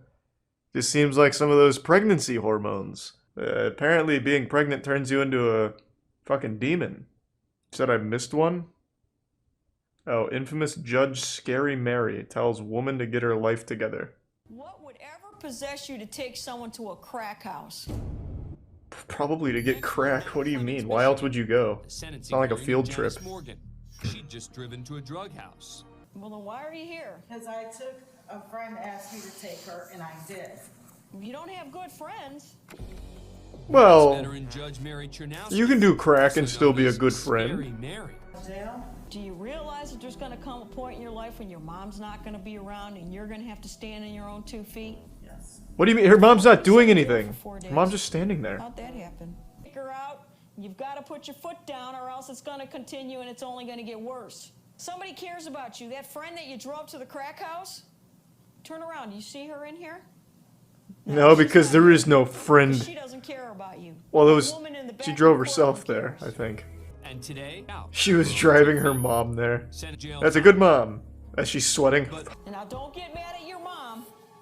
That'll teach you to do crack. And just like that, she went right back to the crack house. Defendant punches a stranger to teach them a lesson.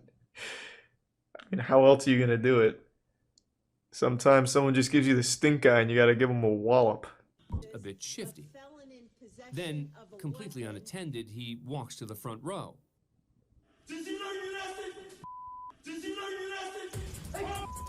What? What the fuck is that? Well, did you? That'll teach ya. Oh my god. For 1 second, I didn't realize he had a mask on. So at this angle, I thought for sure he had the world's largest nose like that guy from Guilty Gear Strive. Like Gabriel. I was like, oh my fucking god, they got Pinocchio on the Force. Now I see. They need to change the fucking camera quality. This shit is garbage. So frustrating. And there were no additional charges brought. Was this like an episode of Scared Straight? He remained. A woman slips handcuffs and attempts a daring escape, huh? Raj, and the family fingered Cooper for providing the lethal dose. She was charged with first-degree reckless homicide, but she's now being taken into custody for violating the conditions. It's simple legal talk. When you finger somebody, it doesn't mean it sexually. Stop. Let's be mature here. Just a few feet away are members of the victim's family. It's standard terminology in court. Fingering and fisting and all of that. Let's not pretend like we don't know what they mean. Wow.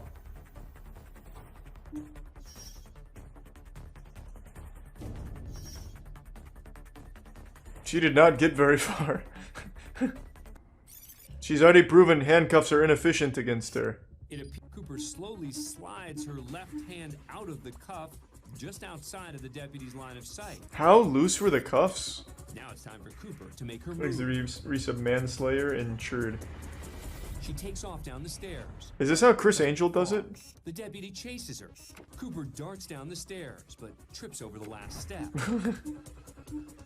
Just as another guard joins the chase and jumps on top of her. It was a good attempt. I don't know why the slowest people are the ones to try and escape. Jumps in the mix too. That was horrible. This woman just walks right by without missing a step. What's she supposed to do? Go over and help? For her failed attempt at freedom, Elizabeth Cooper received several additional charges. Nice. Worth. Pled guilty. Thanks for being a fan of courtcam. Very nice. I think you really need to analyze your own capabilities. If you're gonna try and escape, think back on like your 40-yard dash time. If it's over 15 seconds, it's probably just not even worth getting the extra charges. You're not gonna get very far. If you go someplace, well, I bet I do. Well, then you're in contempt, young lady, and you got 30 days. So you're not going. You're not what? Oh. That's another 30 days. That's 60 days. So what? 90 days. So 120. Oh God. 180 days.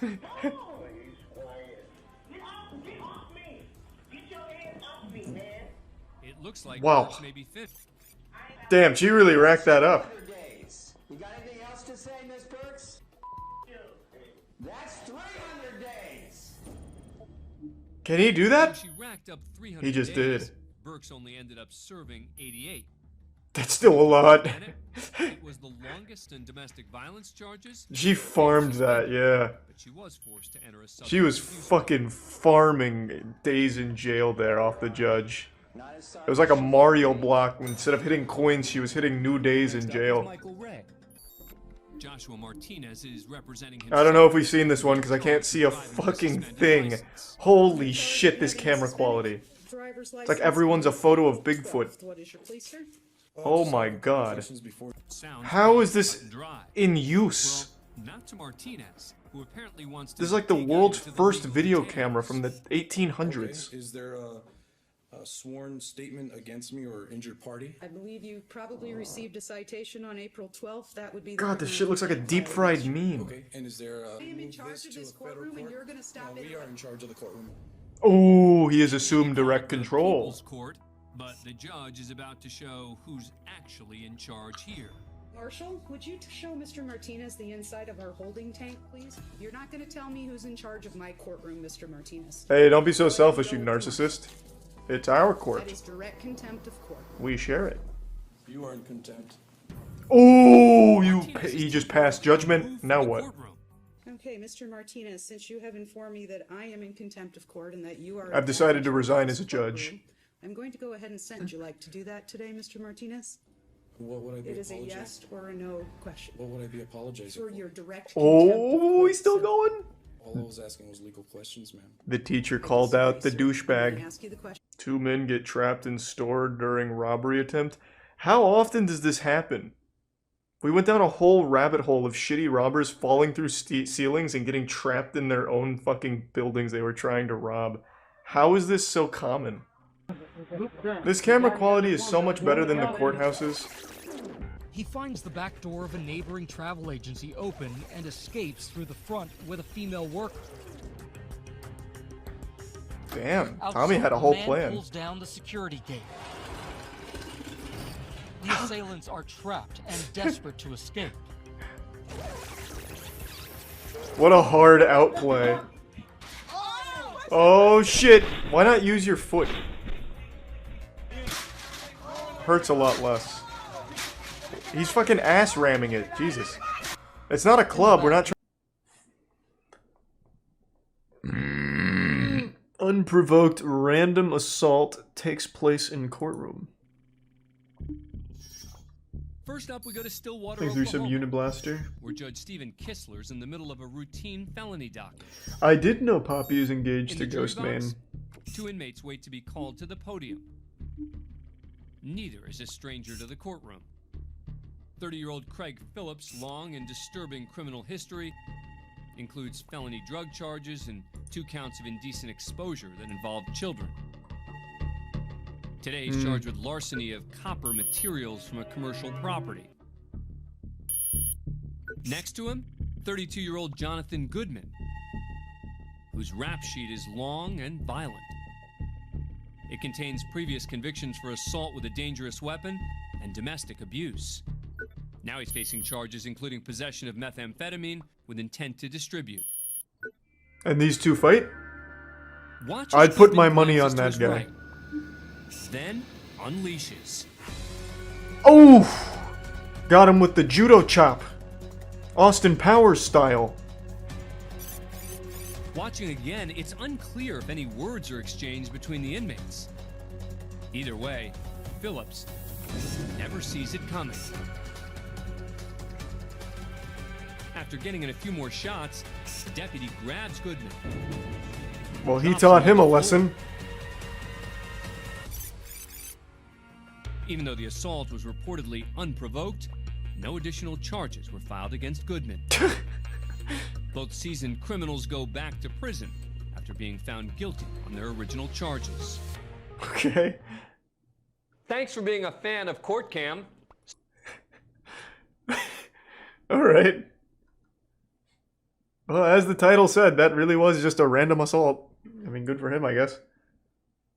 I'm not gonna lose sleep over that. It looked like one of those wrestling moves, though, where they, like, slap their chest with, like, a chopping motion. Here's the resub noted Alex. What else we got for court cam? Man denies angry remarks recorded in 911 call. Thanks for the 10 gift subs, Caleb City. Thank you for the generosity. Is that the real Caleb City?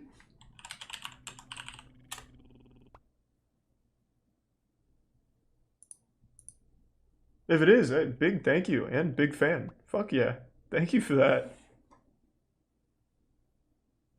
That wasn't a backhand. He got him with like fucking like a chop. Now a backhand would have been nutty. They should do a slapping tournament with inmates.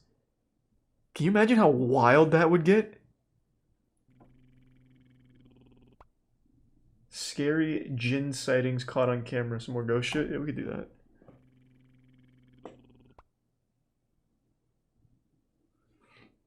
Look up the God Gamer. Let's catch up on court cam first. Todd, did you ambush your wife Amy in that shed that day and brutally beat her with that corn fork? No, I did not. Wow, that got really intense. So much life left to live, but that life was viciously taken from her on November 10th. What the fuck is a corn fork?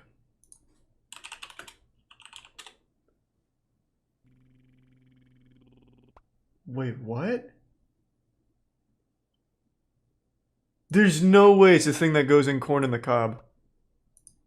This? No fucking chance. It's gotta be like this, right? Holy shit.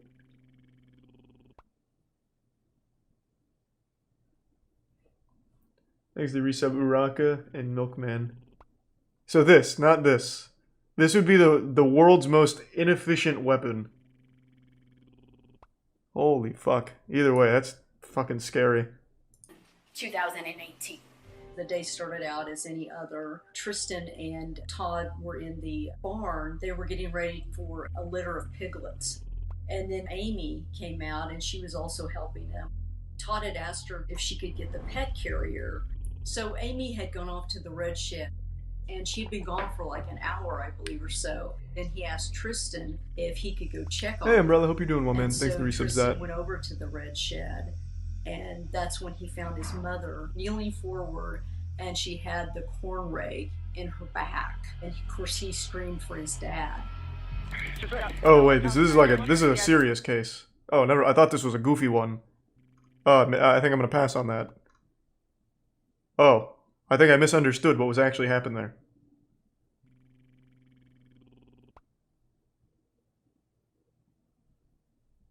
Thanks to the Prime Parth and the resub tabes.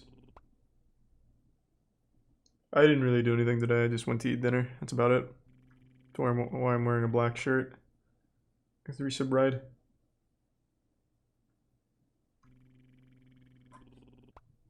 Courtroom chaos top 5 moments. First up, we're in the 5th District Court in Cedar City, Utah, for the sentencing of Tristan Lamoureux. Lamoureux's just pled guilty to Sexy killing his beasts. wife, Misty, following an argument in their apartment. That's According the to news furry dating, reports, right? She was shot 5 times in the head. Jesus Christ. When police arrived, they found Misty's body in the bathroom and Lamoureux fleeing the scene. Fuck. Now in court, Lamoureux sits surrounded by 4 sheriff's deputies who closely Thanks to watch sub over him. Razor and resub Teast. Judge G. Michael Westfall calls Misty's brother, Jason Wilson, to come up to the front of the courtroom and deliver an impact statement. As he approaches the podium, Wilson shoots an intimidating stare in the direction of the defendant.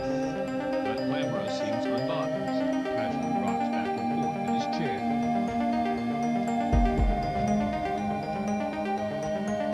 After speaking for a bit, Wilson breaks from his emotional JoJo. and turns his full attention to Lamoureux. Since the words don't appear to have any effect on Lamoureux, Wilson tries a different approach. Let him beat his ass a little bit. Let him have that. I think that should be fair. Sheriff's deputies step up as At Wilson least like begins 30 speaking seconds directly of to unassisted him. ass beating. I think that would be very cathartic. Wilson lunges at Lamoureux, but his lawyer pushes Wilson back against the barrier. Lamoureux stands up as if he's ready to rumble, but a deputy slams him to the ground and away from the melee. Jesus. Are left spinning as deputies drag Wilson to the floor and restrain him. That was one of those moments you don't get to beat his ass, I do. Give him a Engulfed concussion. in chaos, these inmates taking in the scene seem completely unfazed. Moments later, Wilson's cuffed by the deputies. Oh, don't give me that shit. He apologizes for his outburst, and the judge orders him removed. The deputies put the courtroom back in order, and Lamoureux returns to rocking in his chair. And then another man comes to According try and local beat his authorities, ass. Jason Wilson was not charged for the incident. Good. As for Tristan Lamoureux, he's eventually sentenced to 15 years to life in prison for first-degree murder. What a punchable face, too. You really couldn't just let him get his ass beat a little bit? Justice in Detroit, Michigan. 25-year-old Jasmine Gordon and her 34-year-old boyfriend, Clifford Thomas, are being sentenced today for the death of Gordon's 3-year-old daughter, Jamila Smith. Thomas, who is Thanks for the resub, not Matthew. Jamila's father, was babysitting the girl when he claims she hit her head and stopped breathing.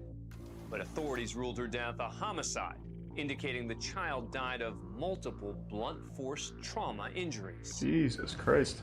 Both Gordon and Thomas were found guilty of involuntary manslaughter, among other charges.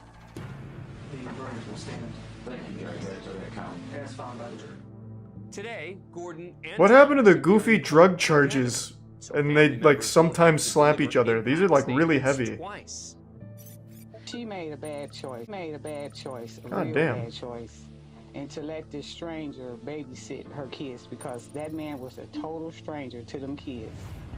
Sitting just off camera in the gallery is the dead child's father, Dwayne Smith. There's only a few feet and not much else between Smith and the man convicted of killing his daughter.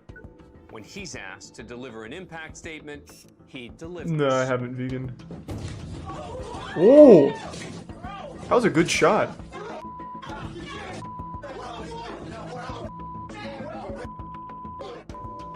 That punch was like a gunshot right there. That was like a mantis shrimp.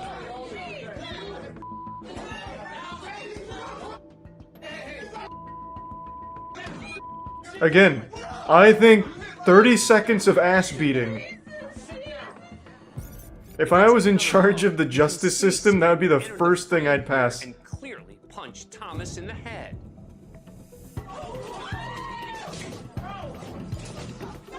That was a great shot.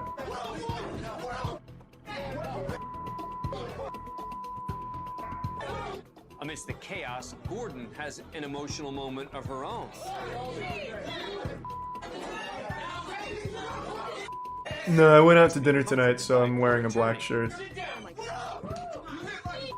Terrible idea, they'd all die. And if they die, they die. Like, if you shoot some woman 15 times in the head and you die from the court-ordered 30 seconds of ass beating, hey, that's fine. That's okay. That's the justice system working in my world. 30 seconds? They get to beat your ass. For resisting arrest. After Thomas is taken away, a tearful Gordon makes a plea to the judge. To be placed in jail right now after kissing my daughter for the last time is something I would have wished I stayed to himself. I am not in the guilty. I was trying to forgive anybody, never. The tears seem to have no impact on Judge Van Houten. She sentences Gordon to 7 to 15 years for involuntary manslaughter. He's the prime James and Charles another fan. 14 to The 25 bits Elgato. years for I'm out of water. first-degree child abuse. And if they're actually innocent, As for Dwayne Smith, Judge well, Van we'd Houten make sure that they were confirmed through DNA. There'd obviously be rules. Wouldn't be chaos. Next, we go all the way back to DNA confirmed hard evidence. Then 30 seconds of ass beating from those that were directly affected. On trial is Jerome Boggs. Geez, accused appreciate of the 15 killing gift subs, Blister Cook Elgato. and his 4-year-old son, TJ. He's also facing charges of burglary Really and robbery. appreciate it. Thank you, Elgato, and thank you for the 5 gift subs, Atticus and Prime Ghoul. Boggs Every sub reportedly real went to 9. the Cook home to buy marijuana. Once inside, the drug deal turned into a robbery and double murder. Boggs is in court for his arraignment. He looks He's like a pled not young guilty to Elon all Musk. charges. In the gallery are members of the victim's family, devastated by this horrific crime. That does not look like a family you want to fuck with.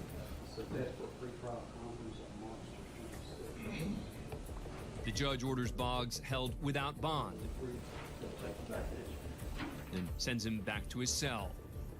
Just as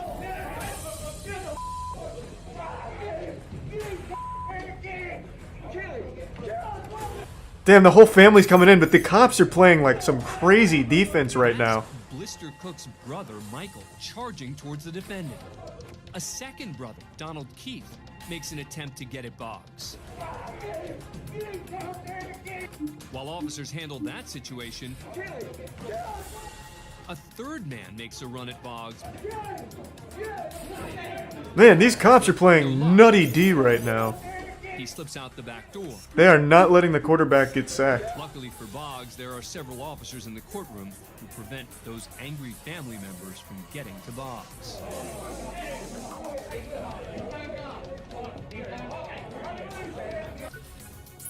He's later found guilty of all charges and sentenced to life in prison with no chance for parole. I guess we're supposed to, in our hearts, forgive.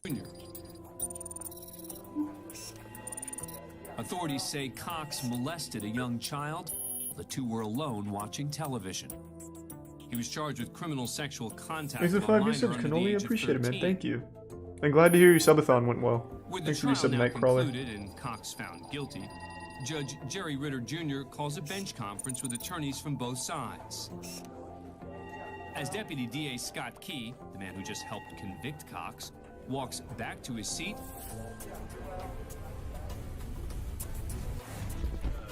Cox unleashes his frustration.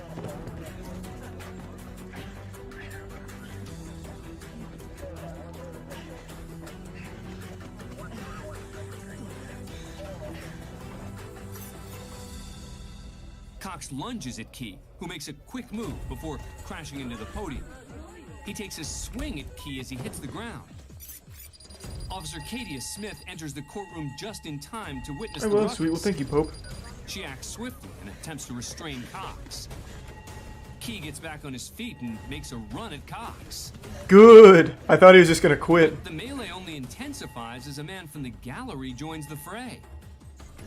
With his courtroom engulfed in chaos, Judge Ritter attempts to take control. Judge Ritter comes in with the gavel. Let me get a shot in. Bench and orders the room to be immediately cleared.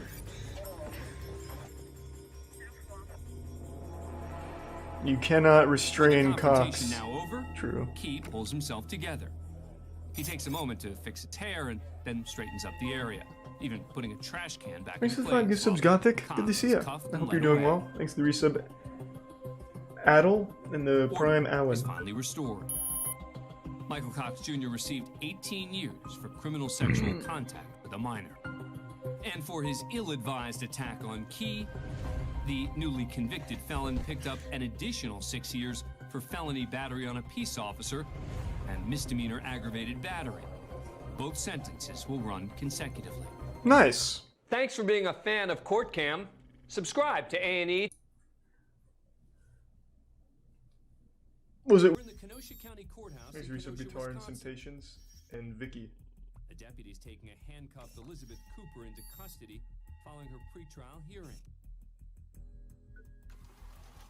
Cooper was arrested for the death of 31-year-old Christopher Statura. Statura was found dead from a heroin overdose in his mother's garage, and the family fingered Cooper for providing the lethal dose. She was charged with first-degree reckless homicide, possession of narcotic drugs. Thanks to the Prime Dude Man Bro and resub a possum. But she's now being taken into custody for violating the conditions. It's of her simple bond. legal talk. When you finger somebody, it doesn't mean it sexually. Stop. Let's be mature here. Just a few feet away are members of the victim's family. They're very. It's standard terminology in court. Fingering and fisting and all of that. Cooper decides Let's to not take pretend the like we don't know what they stairs. mean. Wow.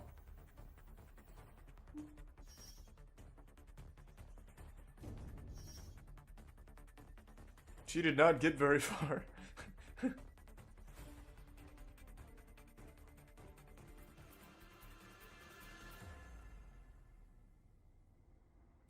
She's already proven handcuffs are inefficient against her. It appears a woman nearby takes a picture of Cooper and the deputy as they wait for the elevator. Then, as he responds to a radio call, Cooper slowly slides her left hand out of the cuff just outside of the deputy's line of sight. How loose were the cuffs? Now it's time for Cooper to make her There's the move. resub manslayer and churd. She takes off down the stairs. Is this how Chris Angel does it? The deputy chases her, followed by someone believed to be a victim's family member. Cooper darts down the stairs, but trips over the last step.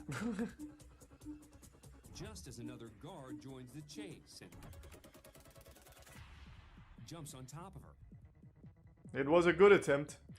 I don't know why the slowest people are the ones to try and escape. Family member jumps in the mix too. That was horrible.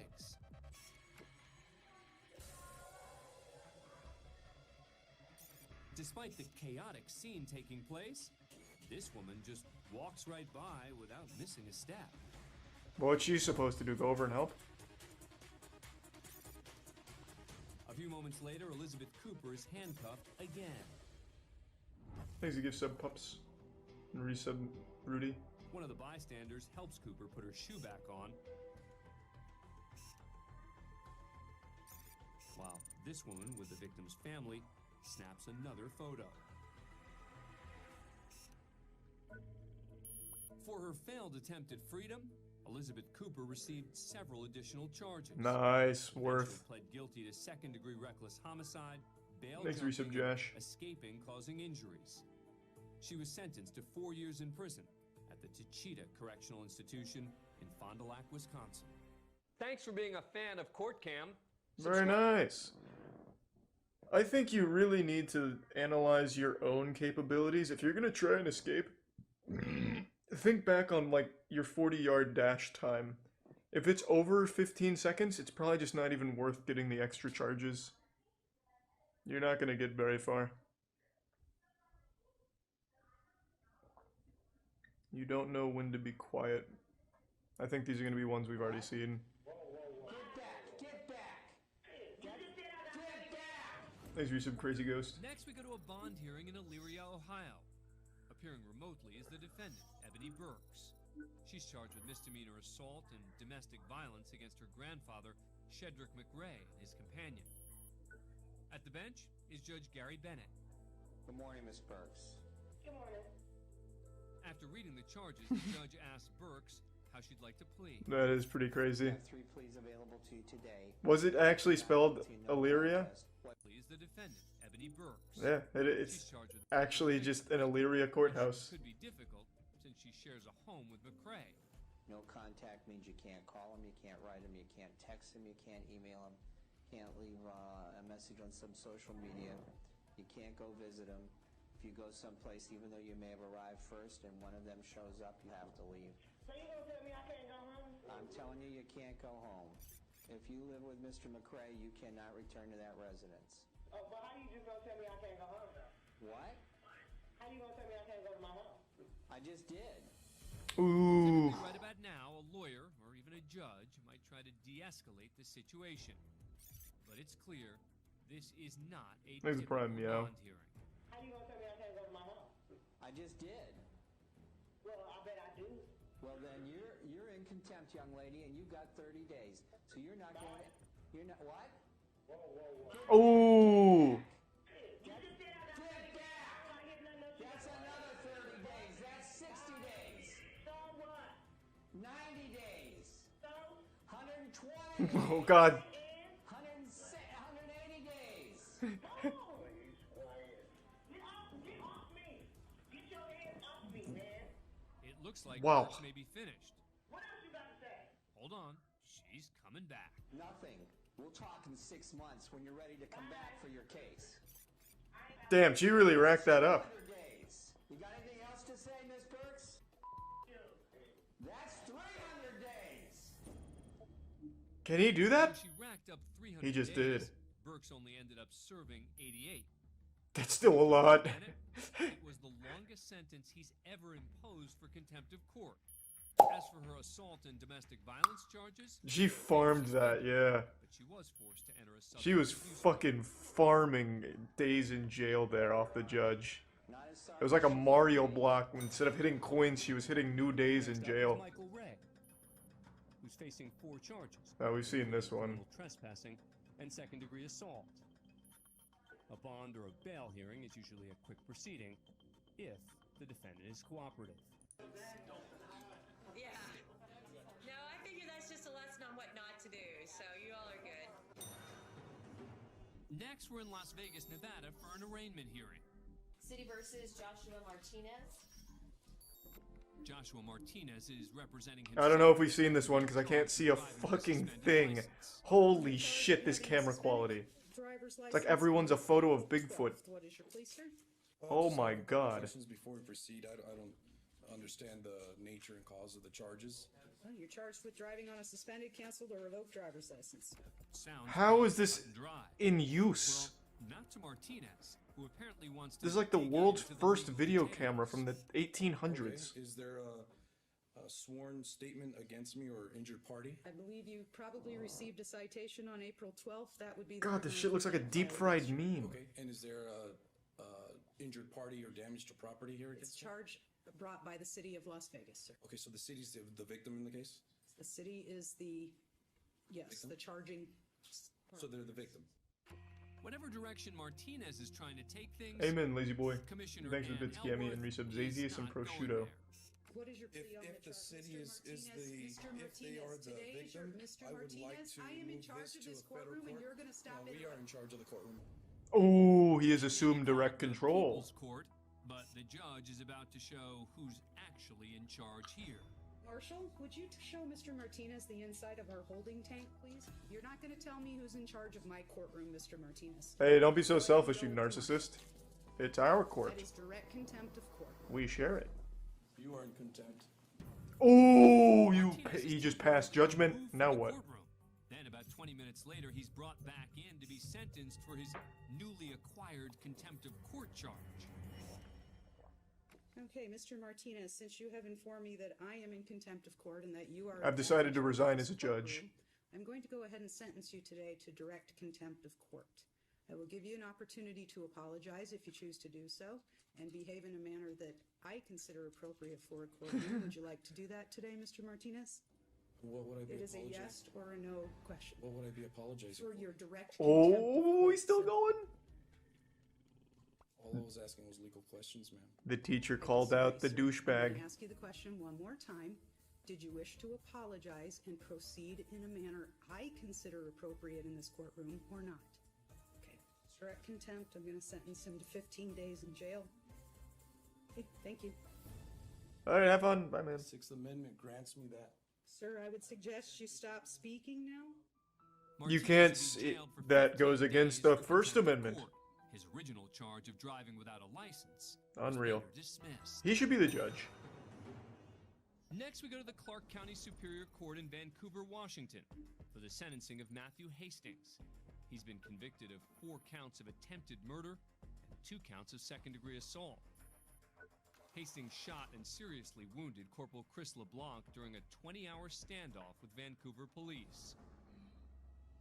Have we seen this Trial one? judge is John Woolley, and the maximum sentence I think we've seen this. is 120 years behind bars. Nice. I don't remember At it though. first, I'm gonna let it things ride. appear to be civil. Mr. Hastings, is there anything you wish to say, sir? God, this camera quality is so fucking bad. Look at this shit. How is this acceptable? God, it looks like this is DB Cooper back here. God damn. Can we upgrade these fucking cameras at least for TV? Oh my god. It's horrible. Things quickly take a turn. Mr. Hastings, did you graduate from high school, sir? No. Right, let me give you a little thumbnail sketch of the American system of government. Mr. Hastings, don't press your luck with me, son. Don't press your luck Or with what? You gonna sentence me? Is that what you gonna do? You know what, Mr. Hastings? Yeah, I remember this now. I do remember Let this. me tell you why. I don't really want to care why. Just get on with You the shut your damn mouth, sir. Oh, I'm not gonna shut my mouth. Next time, I'm gonna have you gagged. You're gonna be gagged, huh? You're right, I am. Have me gagged. Mr. Hastings, based upon your conduct in this court, your conduct in the Thanks to case, resub I am Ashty. accepting the state's recommendation. Good. Thank you. I'll take another. Mr. Hastings is in contempt of court at this point, Counselor. May I see the attorneys back in chambers for a moment, please? Perhaps with the judge out of the room, Hastings would cool off. Oh, a sorry to bit. hear that, Tori. Hope you feel He's better not soon. through, because he's just noticed a few of his arresting officers in the back of the courtroom. Now they're in Hastings' crosshairs. Piece of You're a failure. And your little partner allegedly got shot. The court Jesus officer Christ. steps over in case things escalate. Oh, you wanted to convict me. Bitch. You'll want me out there on the streets. Stay seated. After a few minutes, Judge Woolley returns to the courtroom. For the record, Mr. Hastings, I see no reason not to stick with the decision I made. Absolutely. I'm thankful for that, Your Honor. That's great. You're wasting your time with me now, Mr. Hastings. I know how to handle a guy like you. The only thing I can say to you on behalf of all the citizens of this community, bye-bye. Bye bye. I remember him saying that. That's his catchphrase. Bye-bye. That it? Bye-bye. Words? Bye-bye? Bye-bye. These police officers Fucking have been told by dunked. me that they're not to react. Oh, really? Mr. Buckley, you want me to make this police rack? Is that what you're saying? Of course, Your Honor. What?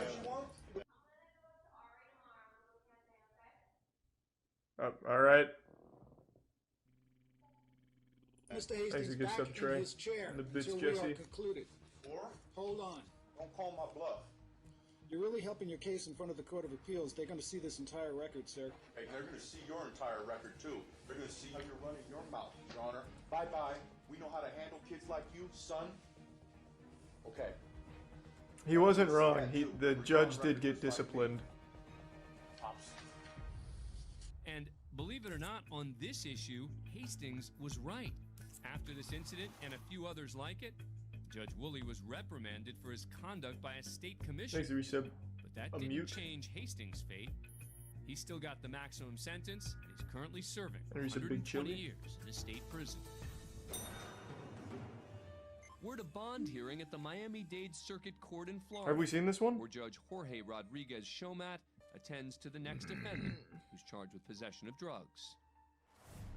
Minnesota, you're being charged with possession of Xanax. B-A-R-S. I don't know what that is. What is that? Xanax bars. That's how they refer to it. Xanax bars. We have seen this? I don't remember this one either. Working? Yes. How much money you making a week, approximately? Approximately about $200 a week. Okay, and do you own any property of value? A house, a car, bank account, significant amounts of jewelry? Yes. What do you own? Thanks, the I resub. own a lot of jewelry Getting far. as well as Go ahead. a car. Well, how much would you say your jewelry is worth? Is the judge gonna rob her? He's scoping it out. You know, we are not in a club now.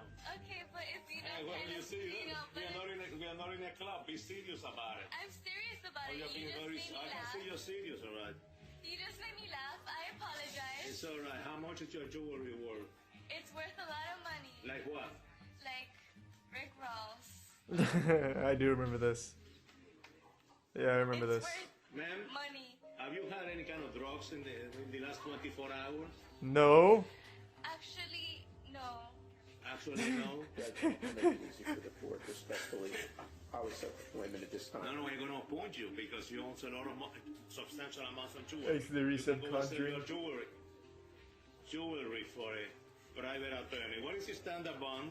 It should be, Ain't going to be no PTS. okay, 5,000 on count one, and then the rest should be ROR. Thanks, resub Odom. The judge is now determining the amount of Soto's bond. Count one would be 5,000 per hour cost found. Count two would be ROR. The state is requesting ROR on count 2 through 26. And refer to Division 51. I don't remember what happens next, but I do remember the Rick Ross statement. Bye-bye. Adios. Come back, ma'am. Oh, he didn't like that? Did he not like Come that? back. Let me take her again. She was saying bye. Count one would be 10,000. Are you serious? I am serious. Adios. You can hear the reaction of others in the court. Okay. Soto just cursed at the judge. Thanks to and Tier 1 then Andrew. gave him the finger. Prime Stolen and resub Brighted. Come back again. Come back again. Bring him back again. I believe I heard you saying to... Yes, I did. I'm not going to the... I believe you... Did you say... No! No! No! That was the girl behind me. No, no, she said it. It was a girl. Soto sentenced to 30 days in the county jail. Her bail's reduced to $5,000 2 days later, and the sentence revoked 4 days later when she apologizes to the judge. My behavior was very irrational, and I apologize not only to the court and you, Thanks, but resub to David my and family. Evil.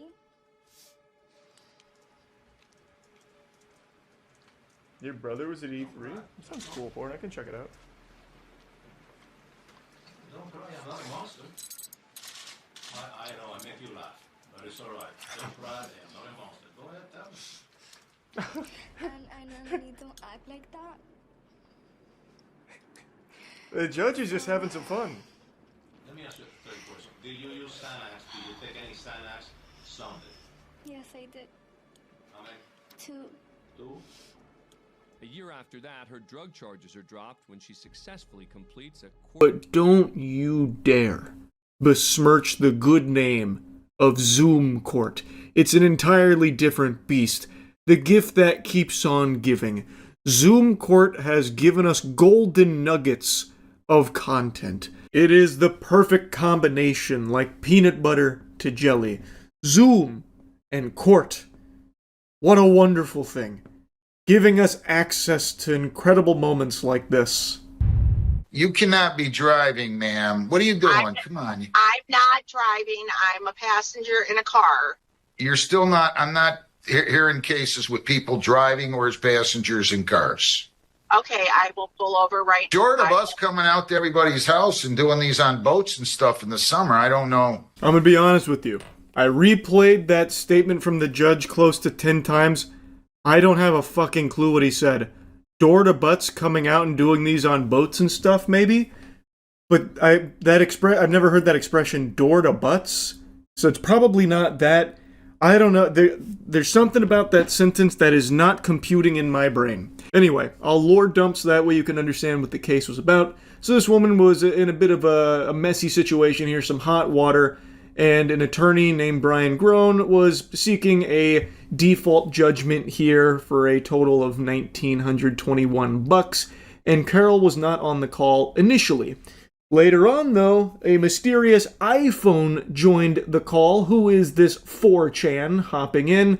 And it was later determined that this was the woman they were looking for. She was just late. The judge then instructed her to turn on the camera to ensure she has her name listed on the account. Her defense for the tardiness was that she was sitting in a room and didn't realize that she wasn't in the right spot and apologized for it. Now, even though they had already got the farty sharded without her, her presence there did postpone that default judgment, and she was given the chance to, turn on her camera and participate here despite being tardy. Now, that's where the clip starts. She turns on the camera and it's pretty clear she's driving a car. And the judge calls it out saying, like, come on. This is a little absurd. Why are you driving in the middle of this right here? And that's when she cooks up the Galaxy Brain scheme here. She starts playing a little bit of chess while everyone else is playing checkers. She says that she's not driving, she's a passenger in that vehicle. And then she really plants her feet. She buckles down in lat spreads and she starts trying to complete all the QuickTime events here to wiggle her way out of this one. I'm sorry, I have an emergency. I'm going out of town for a family member, but I will have my driver pull over. Hang on 1 second. I'm sorry. I didn't know that I wasn't allowed to be in a car, but hang on 1 second. Am I crazy, or does it not look like you're driving that car? I'm not driving the car. I'm a passenger in the car, sir. Now it's time for a little LA Noire style investigation from the judge here. I think it's pretty obvious she's driving, but she's about to do everything in her power to squeak out the W here and convince everyone that she's just a passenger in the vehicle. What side of the car are you on? I'm on the left-hand side. How would you be on the left-hand side if you're a passenger in the front seat? Am I missing something? Right-hand side. I'm sorry. I've been sitting in a room. I didn't know.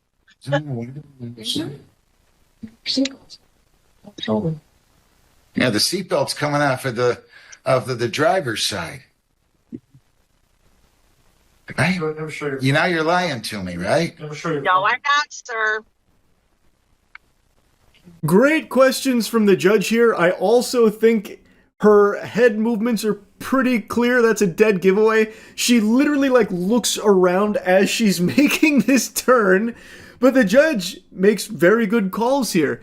How could you be on the left-hand side if you're in the passenger seat up in front? And she's like, no, I meant, that's not what I meant, And he's like, but the seatbelt's coming out of the driver's side, which she had no rebuttal for. She just lets that one kind of dissipate. She just hopes that they forget about that one, like a video game NPC. Must have been the wind. Just de-aggro there and not follow up on the seatbelt question, which was a great observation because that seatbelt is indeed coming out of the driver's side. If she was a passenger, it would have been on the other side there. Show me the driver. Let me see the driver. Let me see the driver. Hang on one second. Now. I have to ask their permission. Now. Oh my God.